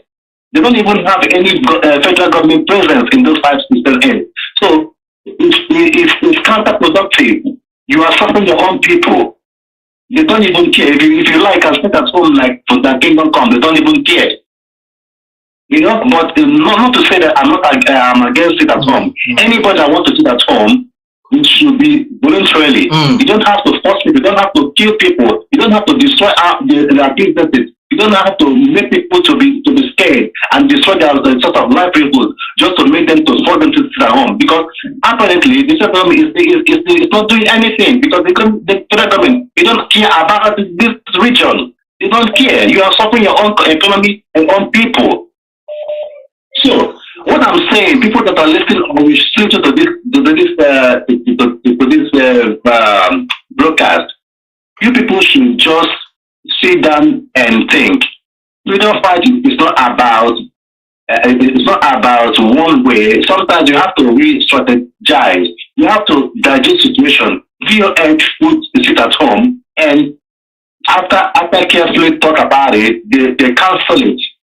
They cancel it means you can also sit at home if you want, but for the sake of our leader, they should be, we have to play smart. We have to do something that will not further put it into trouble, But people don't get this part. Someone that will be in his white man's room and be pushing others. What has that guy contributed to? No protest. He has not even been in any protest. Look at all he cannot even use a splash on his body. It's terrible. This guy, look at all the activities of protest and everything, lobbying we are doing here and there by state and all the rest of it. This idiot that call himself, cockroach in Finland, never participated in any of this. He just sitting in his comfort room.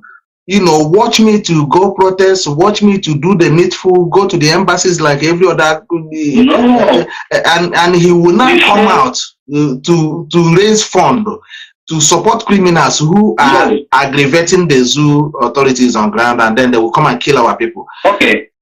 It's terrible. Okay, he said, I'm Nelly is me. And Nelly, you're saying that you are. Yes. Nelly is propagating a Jew kingdom. Nelly said that Biafra is dead and buried. And he didn't see anything bad in it. No. And he saw Asari Dekobo come live in the video and say that he has an hand in Malikan kidnap. And you came out, Simon Ekpa, you said you're not going to attack Asari Dekobo and he hasn't done anything for you. But you said you're the disciple of Amadi Kanu, who that touches him has already indirectly touches you. But you didn't want to attack Biafra because they didn't attack you. But he was attacking your leader, the person that you claim to be your leader. Simon is not genuine. He's a criminal and he's a taboo. But people, well, I don't blame people because everybody is not blessed with intelligence and wisdom. Many people, you take them like maybe 4 years or 3 years or 2 years before they realize. Yeah. But what I'm telling them that people, they should just be calm and study the situation very well before acting. But I have to leave you here because I'm running late for work. Thank you very much. Thank you very much. I really appreciate. Thank you very much. That's exactly what we are talking about. People need to understand. It's because of people like that idiot that this man is talking that Igbo race. They should be ashamed of themselves. And Tunde Bakari recently said that Igbos are cursed. Why are they saying all this? So that you can start hating yourself deeper among yourself. But I'm not going to do that. I'm not going to. People like us won't allow that to happen. You can go and hate yourself as much as you want. Once I see Igbo man that I'm able to help, I will help. Whatever that Igbos are doing, I will continue to love Igbo people. I will continue to love my tribe. I will continue to love my race regardless. In every family, there is bad people there. There is bad people in your own family where you come from. There is bad people there. There are bad people. Okay, what about your one Nigeria? Can you tell me now? Let's go about your one Nigeria. Since Igbo race are bad, they hate themselves. You love yourself in Nigeria, isn't it? You love yourself. SULEWOMAN, you love yourself in one Nigeria. Yes, do you want Nigeria to split? People didn't catch that one. No. People did not catch that. That's why I said that it's a well-calculated, condescending comment. People did not see that. He said, do I want Nigeria to divide? The answer is no. Do I want the country to go into flame? He said the answer is no. But do you want the one Nigeria? The answer is yes. Now that says to you everything. Now, in his one Nigeria, let's agree to him. Igbo will hate themselves. And Nigerians love themselves. He loved Nigeria. And they were killing his people in Awuchi. Nigerians are killing Nigerians in Awuchi with AK-47. Going into farm in the Benin city, Benin state, or Edo state, whatever you call it. Go there, shot women in the farm and kill them, rape them. There's one that they raped you last week, or earlier this week. After raping the woman, they cut off her head. That is why the protest is going on now in Benin city. In Benin, Congo, as we speak now. This brother confirmed it. But Suleiman did not see that. This is his one Nigeria. That woman now that they raped and killed in the farm that is causing unrest now in Benin also was a Nigerian. It wasn't an Igbo man that killed him. He killed him. His one Nigeria that he loved, killed him. Now let's go to the answers that happens here last year. You are a Nigerian. You were protecting for bad governance. No electricity, no road, no hospital, no job for the youth. People who finish from university, there's nothing for them. They came out to protest, to demand a better governing, condition. Nigerian army. Your Nigerian, one Nigerian army. The lovely Nigerian that love themselves more than Igbo race came out, knelt down on like they're on a firing squad. Nigerians who were holding flag for Nigerian flag, singing the national anthem. The Nigerian government army that is meant to protect the citizens open fire, live ammunition on them, fellow Nigerian citizens. Why Boko Haram bandits, according to they call them, are running amok in the north, killing everybody, staging a roadblock, shutting down aircraft, killing Nigerian army, invading barracks. The same Nigerian army have not declared war or go out all at war with them. But you came, we are citizens holding flag, sending a lovely national anthem. You squat down, you open your machine gun and shot all Nigerians. Nigerians, you shot them to pieces. Apostle SULEWOMAN, where is the love? Were they killed under Igbo race? Were they killed under Yoruba race? They were killed in the same one Nigeria. You are agitating everybody to be in. You want us to be there. I don't blame you, because like what this my brother was saying here, everything is because of, please, anybody that have this my number can put it up here so I can pin it. I think more people need to call. The people who want to call, I have another maybe 10 more minutes to go. So if you want to join me, and the number is already on the topic there. If you go there, you will see it. You copy it and call it on WhatsApp. If you want to join me, like others have contributed here, just go there. Go on the topic, you see the number there, copy it, and then you can paste it here at the same time, and you can also call in if you want to. Let's talk briefly on this, the reason why you have to support Suleman or Sulewoman, who happens to be from Awuchi, and his people in Awuchi have been killed now by Nigerian government and the Nigerian military, and he's not saying anything about it. Rather, he sees Igbo people as a shame. But like I said, we need to understand what is going on here. Tunde Bakari just said Igbo we are cursed, just to sow this seed of discord. Not up to 10 days. Tunde Bakari said that. Not up to 10 days.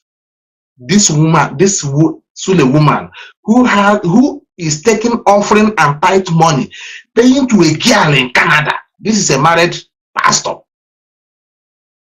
A married pastor. He is taking offering and tithe money, Jesus money, from the gullible. Mazi, take the number there. The number is on WhatsApp. There is a number that Mazi Docas you want to call in. Just take the number there, and you can call in from the WhatsApp if you want to. Mazi Docas. The number is on the topic. You can see it there. Can copy it and paste it here like the way you type your message here. Then I will pin it for other ones to bring it to see it, or you just call in, take it and call it yourself. So this is what I'm talking about. This is what I'm talking about. So this man made this comment that Igbos were cursed, and at the same time, not up to 10 days, this one now launched another attack from another platform that has millions of followers, and you as an Igbo man is buying to this. You're buying. We are dealing with a Ekperima in Finland, and his nemesis is cutting up with him now, isn't it? His nemesis is cutting up with him now. Okay, so it is left for us. But somebody who claimed to be one Nigerianist, that his people are being butchered by the Fulani terrorists, are now the one telling you that you hate yourself. You that is fighting to at least our farms somehow now are relatively calm in the last 2 years now. The same Igbo people that hate themselves. The Benin people, Edo people are looking for the same kind of Eastern Security Network in their own area, but they couldn't form one. Bauchi, or where is this man come from? Autumn. Where is Autumn come from? His state, they don't have security. They love themselves so much, but they don't have Eastern Security, their own whatever security network there to protect their people from the farm. Benue State, they've been murdering and slaughtering Benue people. What about Borno State that they invaded yesterday? Do they have anybody to rescue them there? And they love themselves so much, but still they cannot protect themselves. So the same Igbo people who are agitating for Biafran freedom, the same Igbo people who actually managed to flush out the Fulani terrorists in our farms out of the love we have for our people, we made it to happen. Yes, we have bad belly Igbo men and women who hate themselves, who are also sabotaging what we're doing. We do have that, but call them by their names. Mazi Nnamdi Kanu is an Igbo man. Yes, some Igbo affiliates are ganged up, and also with the support of the federal government, they betrayed him. Yes, it's true. But call those people by their names. You agreeing from what this criminal, this SULEWOMAN that has a girlfriend in Canada, sending Jesus money they collected from poor people back home. Go and see the bank statement of transaction SULEWOMAN made to a prostitute in Canada that he is sleeping with. He will tell his church, he tell his wife that he is flying to Canada for a seminar, for a crusade. And he will go there to sleep, you know, with his girlfriend, with the money that he collected from the morons that comes to his church, that goes to his church. And he has another infiltrator in Germany who happens to be a pastor as well, taking the information that whatever they are discussing with the Simon Pass page and the group, wherever they are, ganging up, forcing it at home, everywhere in Biafra land. And now it's been something that the enemies and the haters of Mazi Nnamdi Kanu is using now to kill people. They are the one, this woman are the one taking those information, whatever they are discussing, how they are raising the fund, because the woman is also among the fundraising committee they have for Ekperima. The woman is among them. So if Suleiman or SULEWOMAN is saying something, he's saying based on a comprehensive information he's getting from Simon Ekpa's group of the activities on ground. Because he must be stupid to watch what is going on in Edo State, in Biafra land, in Imo State, Olo, to be precise, recently. And then you're telling me that Igbo people are the one killing themselves. Now, the Bubago that David Umahi formed, now he has abandoned presidential ambition. Okay, let me pick this call, please.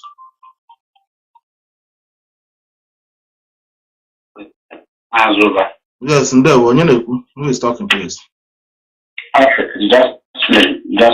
Jasmine from Scotland. Thank you very much for joining in. Yes, go ahead. What do you want to say? Yeah.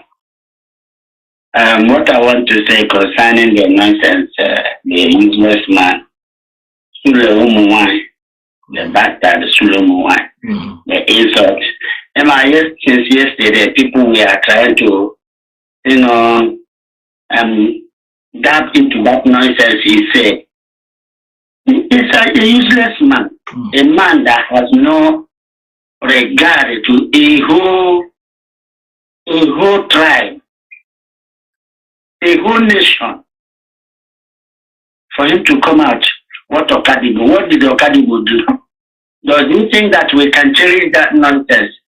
What Suleiman is simply saying that he prefer those Fulani terrorists of his kind, of his own generation, more than the Igbo race. That's what Suleiman just said, to undermine the political class. You know, when you remember when Fulani want to, you know, when they want to rob Igbo shit on their feet, they will first commit them to go and act one useless something. And say, it's not the one that sabotage your people. It's the one that do that to your own people. The folks could know it because they don't have the power to stand on their ground. They will just. For this, our own generation, we have said it. Let the useless politicians stand and let us sort them out, because man has an adulterate life from their generation Allah. From generation of Allah, people who put you and they say is a Christian. What type of Christianity is that? It's an insult to us. It's an insult to the whole Igbo in general. Because yesterday I cautioned to what's his name? Skibu and Ata. So what are you people? Do you know what that idiot is saying? That is what prompted me to come up yesterday on air. Because I was annoyed, I was bitter. I said, this nonsense cannot happen in my own presence. Who is Suleiman for him to come and paint us black? For him to say that Igbo politicians are not relevant in the class of the people Look at can you imagine? People are just supporting now, our people are just falling for the trick. And make us minority. And our people are falling for the trick. Hello. Our people are falling. I was saying in what you're saying, that our people are falling for the, and you see them arguing themselves now to death that what Suleiman says is right against yourself. No, it's not right. That's what it's not right. It's terrible. It's terrible. He's not the one to come and tell us. It's not the one. Because of that, we don't want criminals in our system. But he said he wants criminals in their own system, because their own system is that even if they are stealing, they are killing people. Okay, upon all these atrocities, Boko Haram or Fulani herdsmen, Allah are committing every day. What has he said? Has he condemned that? Has he condemned those criminality of his generation? He never did that. Who gave him the audacity? Any Igbo man who is adapting to that nonsense is saying that Igbo man must, his brain must be reset, because that Igbo man is not a true Igbo man. I can't be here and a fool. Somebody I know that is undue before God will be telling me that my people are shameless. Do you know what it means for you to say we are shameless? We betray this. Yes, because of that people act stupidly in political class. Then they have to take him off from the way, because we don't believe in cheating. We don't believe in lying. We don't believe in double standard, because Suleiman is playing double standard of politics. Because in the look, I'm a pastor in churches. In the church now, go there, you will see there are ones that those one who are loyal to him is the one who will be giving the right hand. Maybe give them a good pulpit for them to preach. The one that is not in fact, you feel that they are not okay with him. You will see he will put them maybe where there will be one member or two members in their churches. That's what they do. I'm a pastor, I know the game. Because they don't know, he's playing religious madness of that Fulani enclave, which I will not allow that to happen. I will not, because he has no audacity to talk to us. Who is him? The man and woman are painting him. Everywhere you go, they will catch him. Where is prostitution? What type of general overseer is this Suleiman wine? Because he is the Suleiman wine. He only goes after ladies. So that's the only thing I can say. So any woman, whoever that is believing in that shit, crap is saying, that person must be reset. So I don't believe in that nonsense. So that's all I can say, my brother. You people are the boss. So I'm sorry thank you very much, my brother. Yeah, Suleiman has no order. He has no God. He has no. Where is Suleiman? Where can you compare Fulani and the Igbo man? Where? On which? What is it on? Is it on what?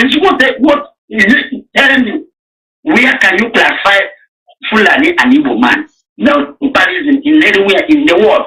If not Britain and their criminality, bringing Fulani who don't have any single ancestral land in any part of Nigeria, because Britain, Scotland is pushing, Mr. Sutton is pushing them and Prince Charles to go and do their deed. No, they cannot. Fulani are minorities. How come in election Fulani become majority? Then Igbo become minority. How come in this useless democracy? How all of a sudden Fulani now is majority? The Igbo are minority. Igbo will beg Fulani to make them president, make them whatever. Just look at the one they impose in Imo State, where people are being slaughtered and nobody is saying anything. So I'm not happy, sincerely speaking. Suleiman must apologize or he faced the consequence. Definitely we are going to engage him on social media. We are the king of social media. We're going to engage him. Thank you very much, sir, for calling in. Let me continue to bless all of you. When you guys see us coming on air like this, you guys should come on and speak there as well and encourage our people who are listening on ground. It's very, very important. Thank you very much. I really appreciate it. Thank you, my brother.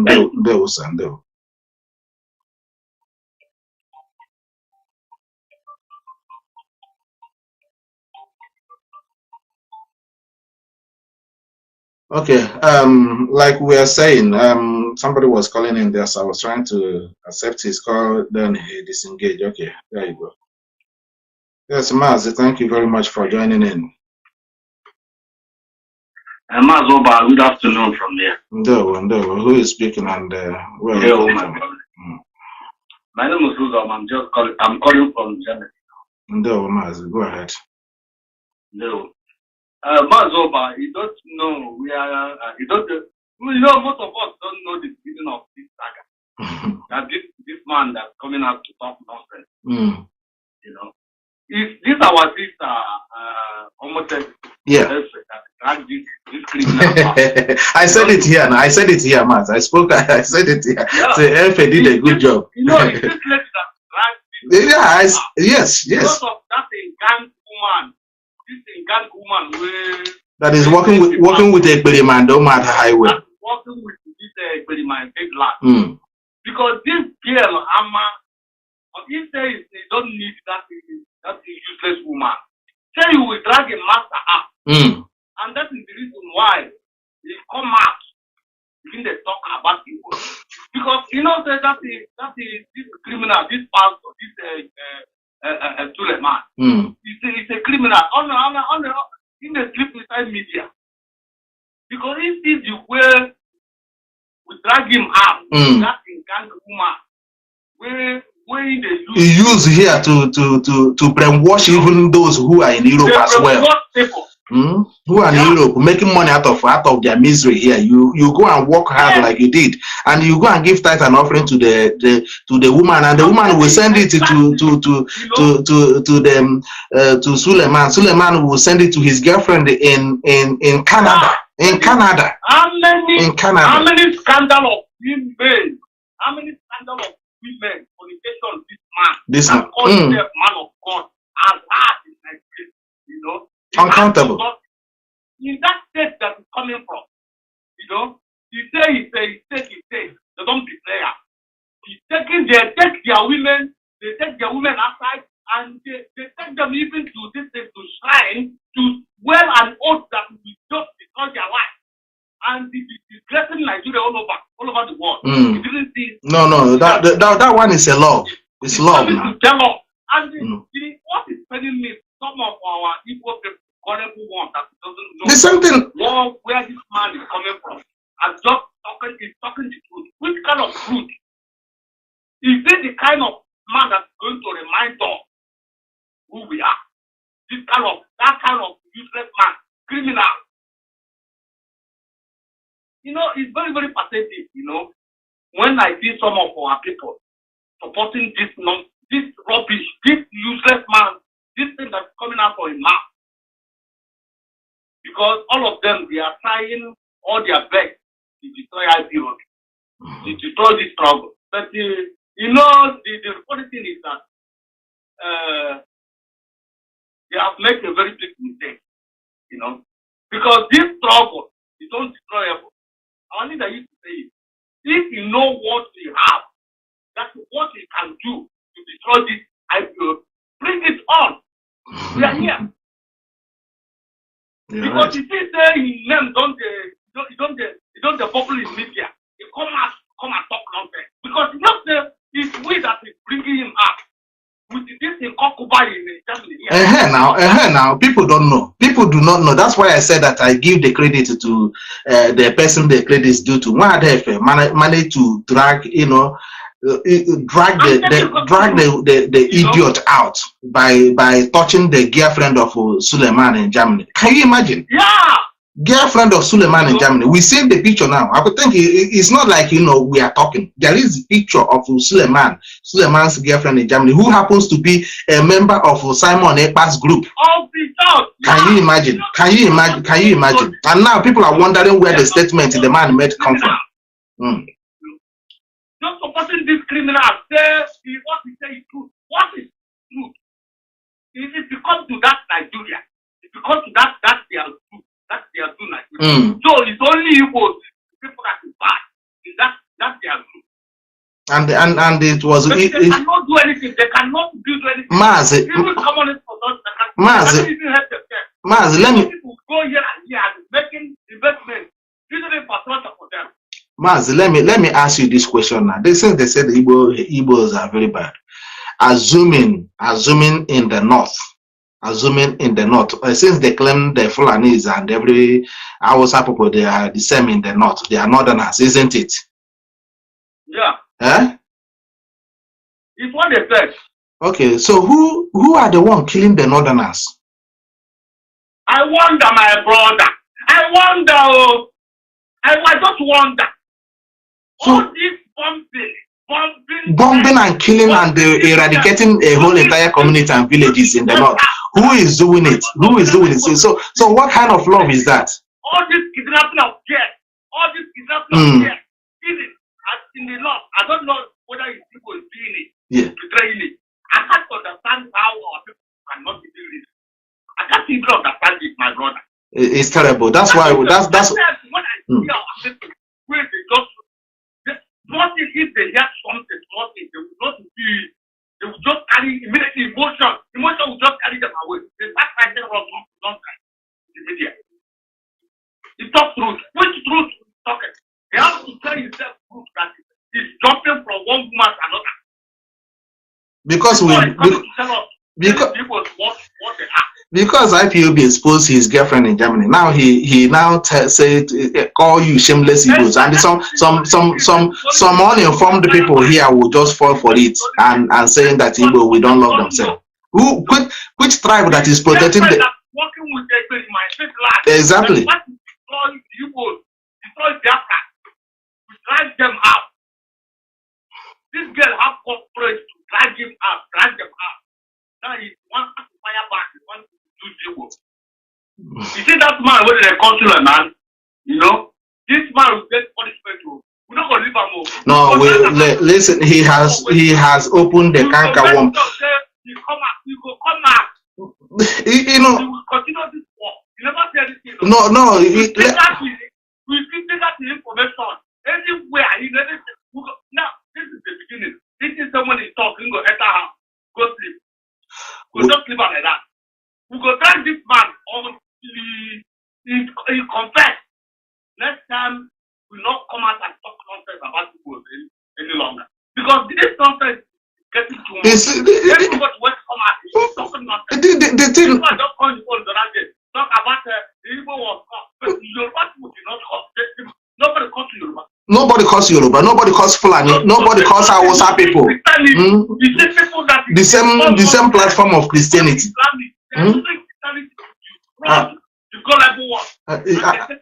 You see our brother Mbaka now giving the Ekperima legitimacy again. The same thing that he did with Hope Uzodinma and Hope is a hope for Imo State, and Jonathan is bad luck for Buhari is a savior. He has jumped into Mazi Nnamdi Kanu and Ekperima again. I'm telling Biafrans and Ekperima is the one that called him. And given 2 times now, that man have used his platform now promoting Ekperima. Now you can now see where these people the way they operate. Okay, you're dead right. You're right. Oh, Nelly, you're right. You know this woman is very dangerous. Dangerous woman, yes. Yeah. Maybe she just forget for the back and lie. Like you don't know that. That woman is you're right. That woman is a very deadly woman being. That's a woman is very, very deadly. People doesn't know that woman. It's very, very destructive. That woman is very, very destructive. But it's only one person. I think she has done her worst. She has done what she has done. Yeah, exactly. We are here, Mazi. Thank you very much. Thank you. Mazi, nobody. Don't take this process from this SULEWOMAN. Anybody can go and hate himself. I'm telling you. They can accept it themselves. I won't accept that rubbish. I won't accept it. If I have to, yeah. Making God what happens in belief of making something out. There's a lot of problems there. If you go and sort it out, they cause them too. Let him mobilize Benin people so they can defend their own community and land there. And then, as he loved Benin people, he loved how we keep people. Fulanis are killing. I have taken over Benin people. I will post. I will go and find a video. I will go and find a video where it's not a betrayal. It's not carrying in pastor. When the pastor is not the wife, the banker, you know, but it's not a betrayal. Because the pastor allow his wife to participate in church and worship people. He did not see that one and train in the big video. How you take betray in pastor wife. Now you can't talk about people. How you both betray themselves. Thank you. Some people gonna go there and say that. I thought that's what I'm saying here. Anybody can go and hate himself. Thank you. Thank you very much. Thank you very much. I appreciate Mazi. Thank you for your calling. Thank you. No. Yes, please. If you want to call in and make your own contribution, I have managed to find a way to pin the number. So the number is there. It's WhatsApp. It's also on. What do you call the other one? Signal. It's also on a Signal. So you can call in and contribute. What we're saying here is, if there is anyone to criticize or to talk more on Igbo race, it's me, that is an Igbo man, not an idiot who have issues in his own community. And the other day, Tunde Bakari came out and said that Igbo were cursed, and we swallowed it. Hook, line, and sinker. We swallowed it. And today, this is what I was saying earlier, that you know, the argument I was making with my brother that called from Imo State, which I told him, look, what's happening in Ebubago, you people need to open your eyes and research deep what is going on in Ebubago. That is why you see Ekberima can never be forgiven. You see that man, that boy, Ekberima, can never be forgiven. That idiot in Finland that contributes nothing. He sits in his comfort zone. You see us going out in our activities everywhere, you know, and he sits and wearing tie. You don't know that monkey can wear tie. Does that remove his timid mentality? Does that remove it? He's calling people illiterate in his program. I remember when he started earlier, you know, we hold him by what he always says. I remember when he started earlier, he keeps saying, anytime you see me using this platform to curse people, you will know that I've derailed. You will know that nobody knows this is when he was building his followership, people to trust him. This idiot, this criminal that defrauded people, he was using his style, defrauding people that is doing visa for our people. I remember when he said people who want to travel to email him, our people flooded his email account. He defrauded a lot of them. He defrauded all of them. Nobody have asked what happened with those people that he said that they should contact him through email. That was the time he was lining them up for this attack that you are seeing today to betray Mazi Nnamdi Kanu. Some of you do not know. And look at where he is today. Now they use his platform to attack our leader. They use his platform to attack the man he said that he's his disciple, to attack his wife. The pride of a man is his wife. The pride of a woman is his husband. And this man is allowing people to come through his platform, attacking a woman that is going such a trauma that she's going. Ekberima is there. You allow his platform to be used. He said that he do. Today he's talking Biafra. Tomorrow he's talking Idu. Very confused man. And there are people. Why wouldn't people call you shame? Why wouldn't people call you shame? That you're shame. Igbo shame. Why wouldn't they? The way you behave sometimes, some of you behave, is absurd. It's very, very disturbing. Human being doesn't behave. Human beings with thinking faculty doesn't behave that way. And it's up to me to talk to you, not to Suleiman. I can tell you who you are as my brother, as my blood brother. Your behavior sometimes is thinking. But I will not allow any person to insult you. That is the truth. That shows that I love you. I care for you. I cannot allow any other person to insult you. But it's up to me to tell you that your behavior, your character, the way you reason is flat.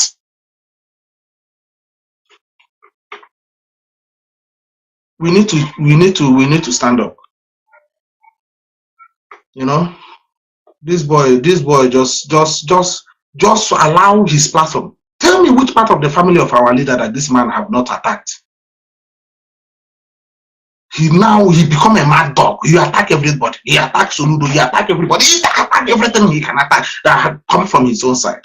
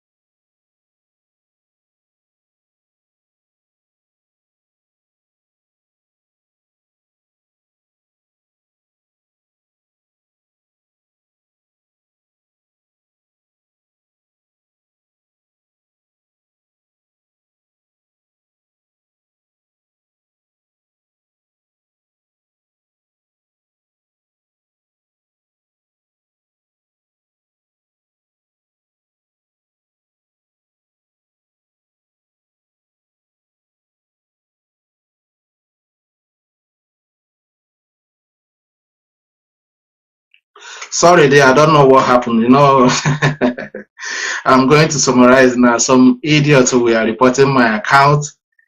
Some idiots were reporting my page, my account here. So Facebook just put me on a tight corner there. But I've resumed, and that's why they removed most of you that are watching.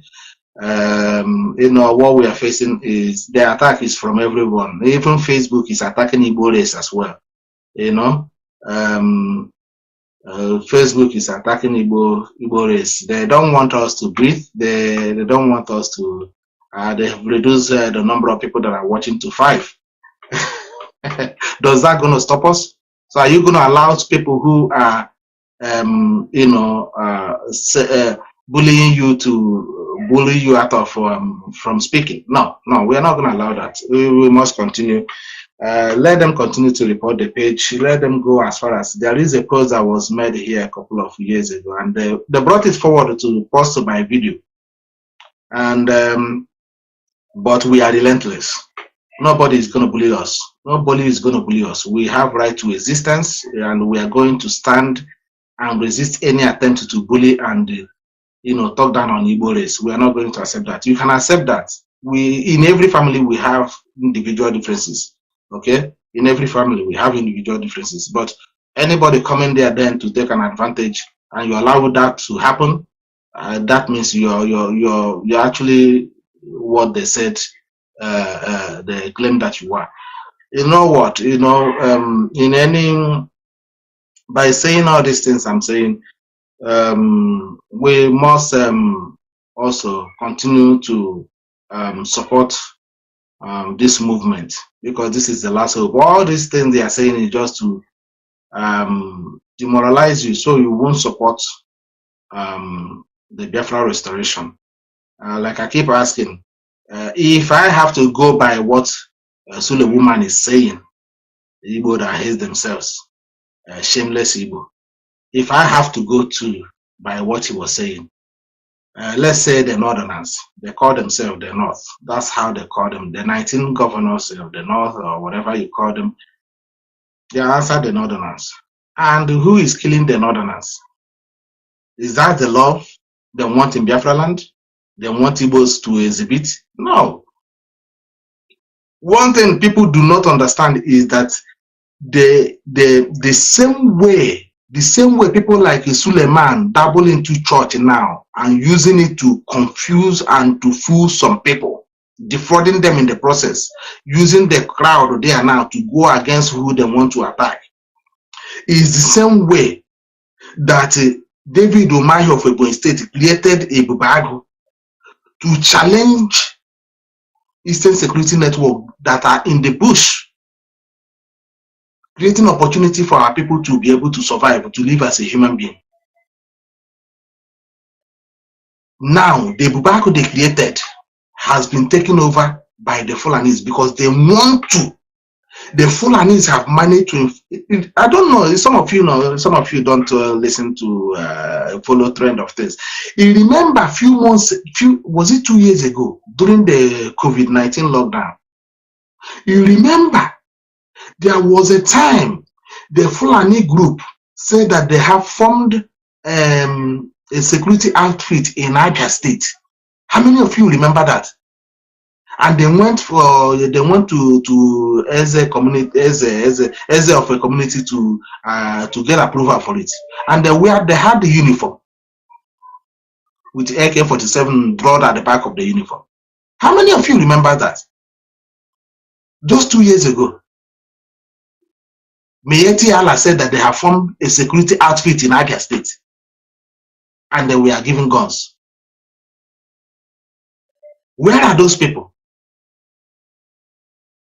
The same people now, the one that actually, the same people now, the same people that went actually to the, what do you call it? Went to, they went to Ebubago now. They find opportunity. Because while they were doing that, they were looking for opportunity to kill our people. But if they do it outside the Nigerian security parastatals, it will be quickly identified who are the perpetrators. Do you understand what I'm saying? Do you guys understand what I'm saying? So they have to attach themselves through existing government parastatals to launch that attack on Igbo race. And opportunity was provided, which David Umahi formed the Bubago. Now, that number of thousands of people you saw in a stadium last year when David Umahi launched that Bubago, do you think, so we have this number of youths in Ebonyi State, do you think that these are the whole entire, you know, you want to show off? Now, those people now, do you think that David Umahi and Southeast governor that's never paid for teachers, that haven't paid for pensioners, do you think they will be able to pay for police and also be paying a bag? As soon as they form that to show to showcase it, to use it to fool the man in Asrock and all the rest of it, you know, the Fulanis find opportunity. They went and they sold the uniform, and now they are using it, attach themselves with their existing men, you know, now that are already in the military or police. They have used it now, attach themselves to it. Now they will be going operation. Ebubago will be with them, and now you'll be seeing Ebubago as an Igbo people killing Igbos. Now understand the game. You will be looking at the Ebubago because the name Ebubago is formed by Igbo people. Now Fulani have flooded into that Ebubago, and because the Southeast politicians were involved in the forming of this Ebubago, now they cannot even call out those who are in Ebubago. They don't even know who actually in that Ebubago now. They don't know. There is nothing to filter who is in Ebubago or who is wearing a Ebubago uniform. Once they wear that uniform, they will attach themselves to, what do you call it? To Nigerian terrorist military or police or army, whichever one that is available going for operation. Now, and once you see them as an Igbo man, You yourself as an Igbo man, once you see them, you'll be thinking that these people who are coming to be killing and burning down of community houses are Igbo people who happens to be Igbo people. And now you have exonerated Fulanis and the Boko Harams who flooded into the Bubagu. You have exonerated them. They are the part of people who are going into the community. Because I find it difficult for Igbo people to be going, Igbo security. We have even police all these years. We have the military all these years. The zoo military. Even during the Biafran war, they never burn houses. How come all this time they are burning houses? They will kill people in the house they burn. They adopt youth. They are focused on the youth. The same youth that the Nigerian government is supposed to engage on, the same youth that they're supposed to provide job after university, the same youth that they're supposed to pay the salaries or stipend for waiting for a new job. They never give the youth any opportunity for anything. Even the politics you're talking about now, look at Tinubu that is peeing on himself and shitting on himself. A man of 90 years want to be the president of a youth of 40 years, a youth of 25 years that has brain to engage. But they will go to Macron. Imagine Tinubu go to Macron to sit in a conference and there he pee and win himself the way he's doing it. And then he happens to be a president of a country. Imagine Tinubu going to White House, peeing and shitting himself inside the White House. Imagine, because you manage to control it in Nigeria now. You are managing to control Tinubu's pissing and shitting himself in Nigeria, because it's in Nigeria. You can cover that up. If that happened in a White House or happened in number 10 Downing Street, he come for a conference there and pee himself and win himself a president of Nigeria. How are you going to talk about it? How do you engage the Nigerian youths? And the youths are keeping quiet because of your hatred on Igbo people.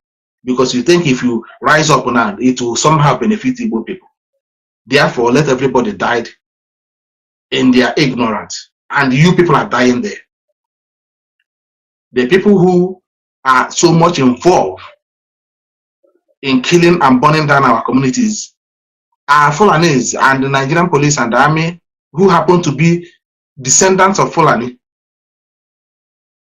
The war, they have started the war, if you don't know. And now they have activated also the church, because they are also they're the one, the church is under their control. They tell the pastors what to preach to cover their asses. And majority of you are also in church. That's why they used to Bakari to say the other one the other day. And today, this next in coming days, Mbaka just said yesterday about Simon Ekpa. Some of you didn't hear that, did you? The same Simon Ekpa who is mobilizing and ganging up. And SULEWOMAN is speaking information from what Simon Ekpa is doing and bringing. Do you see how the whole thing is turned to a mess? And we are here to tell you people the truth. If you like, you believe it. If you don't like, you can sit down here and talk and argue to the way you argue. But for me to accept, I should be ashamed of being Igbo. I won't be ashamed of being Igbo. You can be ashamed of your activities, of what you're doing against your own people, not me. Because I'm a proud Igbo man and I'm proud of what I'm doing to protect Igbo race. So in the summary, I want to thank all of you. Facebook managed to throw away a number of people who are watching here. And I believe some of you will watch in later. Because some people who cannot handle we don't really come on this all the time. There's some people who could not handle the preach here now went and started reporting my Facebook accounts, and then they throw people out. But regardless, we must continue. I think I've been here for nearly 2 hours or 3 hours approximately. Remain resolute, Biafrans and the Igbo race. You people are great, and also support your people. Do not let what this man says be something that you will tag yourself that you're bad Igbo race. No, we are not. Igbos, we are not shame. Be proud of who you are. Defend Igbo race. That is your job. If somebody said that you're bad, tell the person you are the one that is bad. Because the idiot who we busted his girlfriend in Germany here, who we busted his girlfriend in Germany here, is the one telling you because IPOB busted his girlfriend in Germany, who is working with Simon Ekpa. Now, that's why he jumped out. And Efe told the idiot that I will drag your bulls out. Eventually, Efe have dragged the Suleiman out. You see IPOB how powerful we are. And since it had been a social media issue, we will engage SULEWOMAN on this social media. We are going to expose him. We're going to get the pictures of his girlfriend in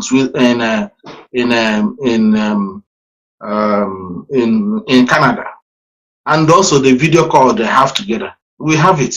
We're going to expose it. And this one now that happens to be his girlfriend also in Germany here, but that one managed to have access to what Simon Ekpa is doing on ground, and then hand it over to him, and he uses it now to launch attack on Igbo race. But we are not bad people. The only place now that is protecting their people are Igbo people.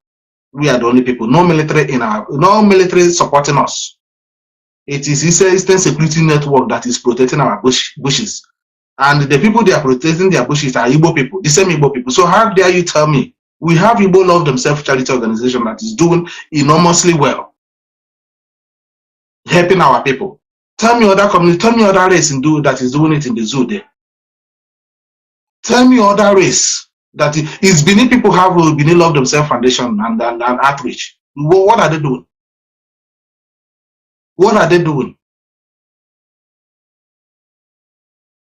Benin people are protesting in Awuchi. Like I said before, our people will struggle and make money from Lagos and abroad, bringing their goods. They will come to Awuchi. Awuchi, they will stop. They will be stopped in Awuchi,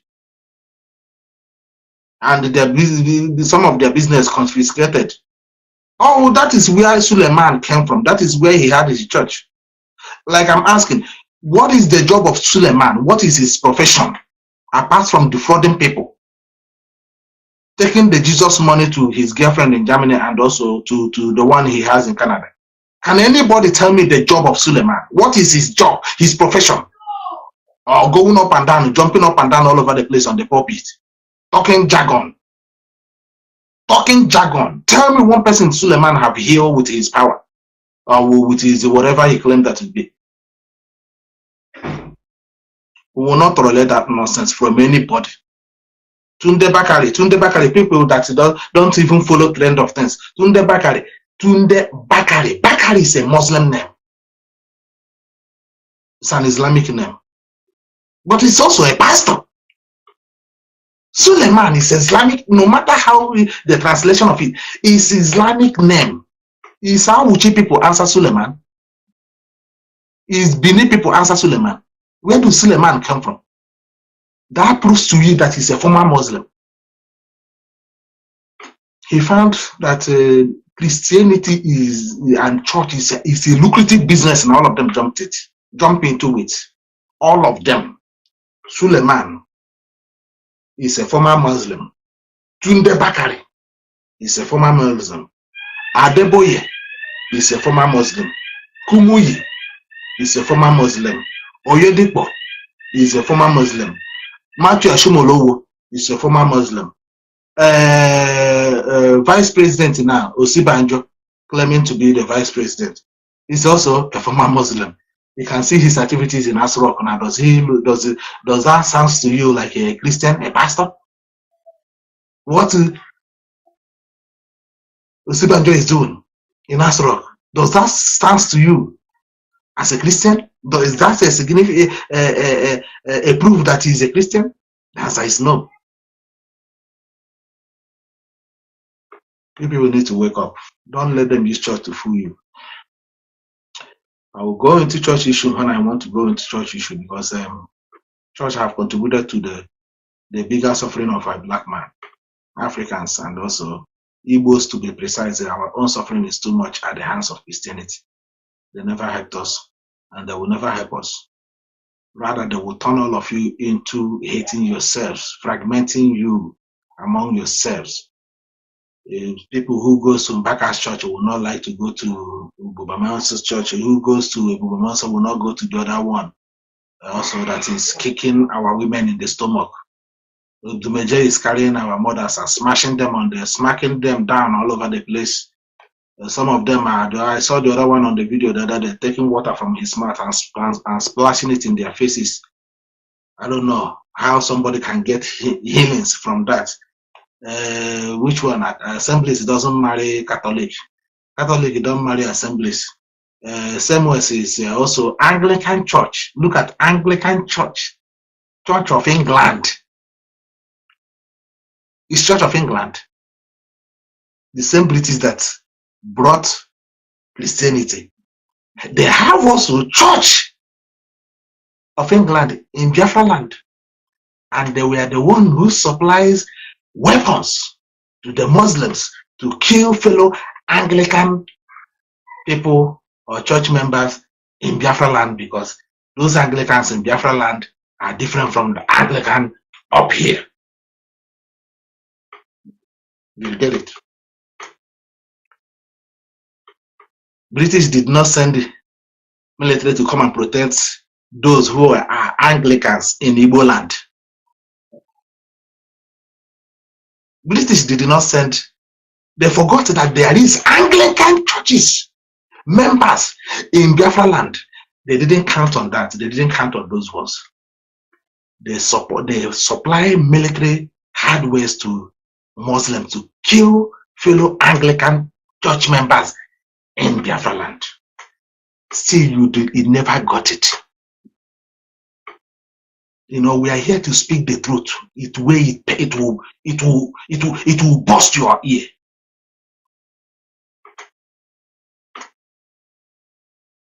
They send military and give them weapons to go and kill Anglicans, fellow Anglicans. And some of you will contribute money. Our hard-earned money. They are the one controlling our oil. They are the one controlling our resources. Catherine Lang never let us have peace. Catherine Lang supports Fulanis to come and kill us.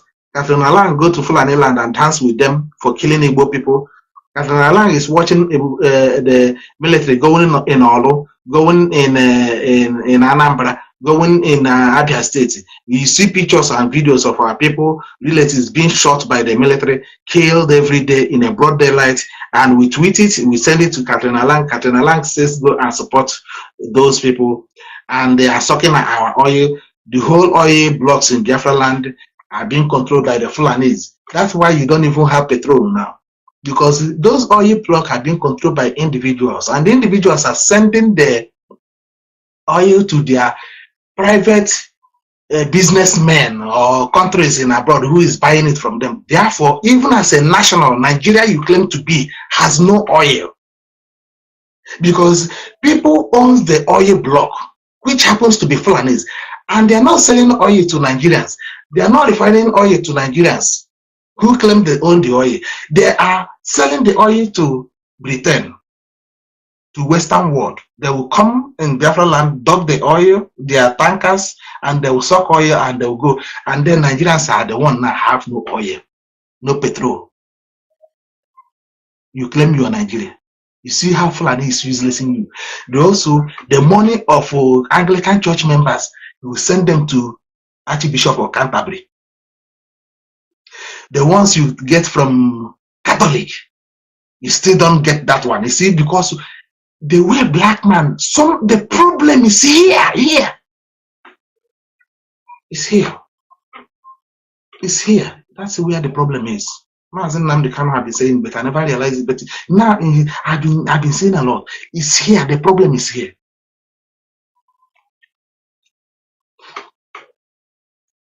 Roman Catholic. So you are practicing a doctrine that is not yours from Rome. Anglican Church, Anglican from Britain.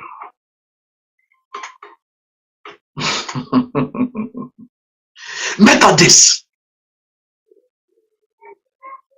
Cherubim and Seraphim. It's also Yoruba owns that one. You see what they are doing, how they are rampaging in Igbo. Which one is our own? But when we talk, we call us Antichrist. Come and see what they are doing with in Easter here, and the way they are dealing with your so-called Jesus, how they are mocking at him here. But you are dying for him, killing your fellow brother because of a foreign religion they brought to you. The same people who brought you religion gave weapon to another religion to come and kill you. And when we tell you the truth, you think that we are mad. Of course, indeed, we are mad. Let me just leave it here. In summary, I don't want to accept what your SULEWOMAN is saying. You may accept it yourself. I'm a proud Igbo man because my mother and my father is from Igbo. Both of them are mixed blood, not even an atom of mixed blood.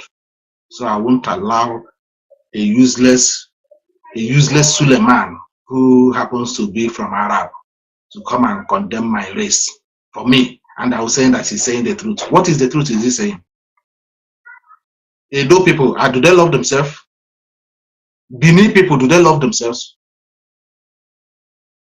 Is Benin people enjoying the job there today? Benin people, are they enjoying? Awuchi people, are they enjoying the zoo? Do they love themselves?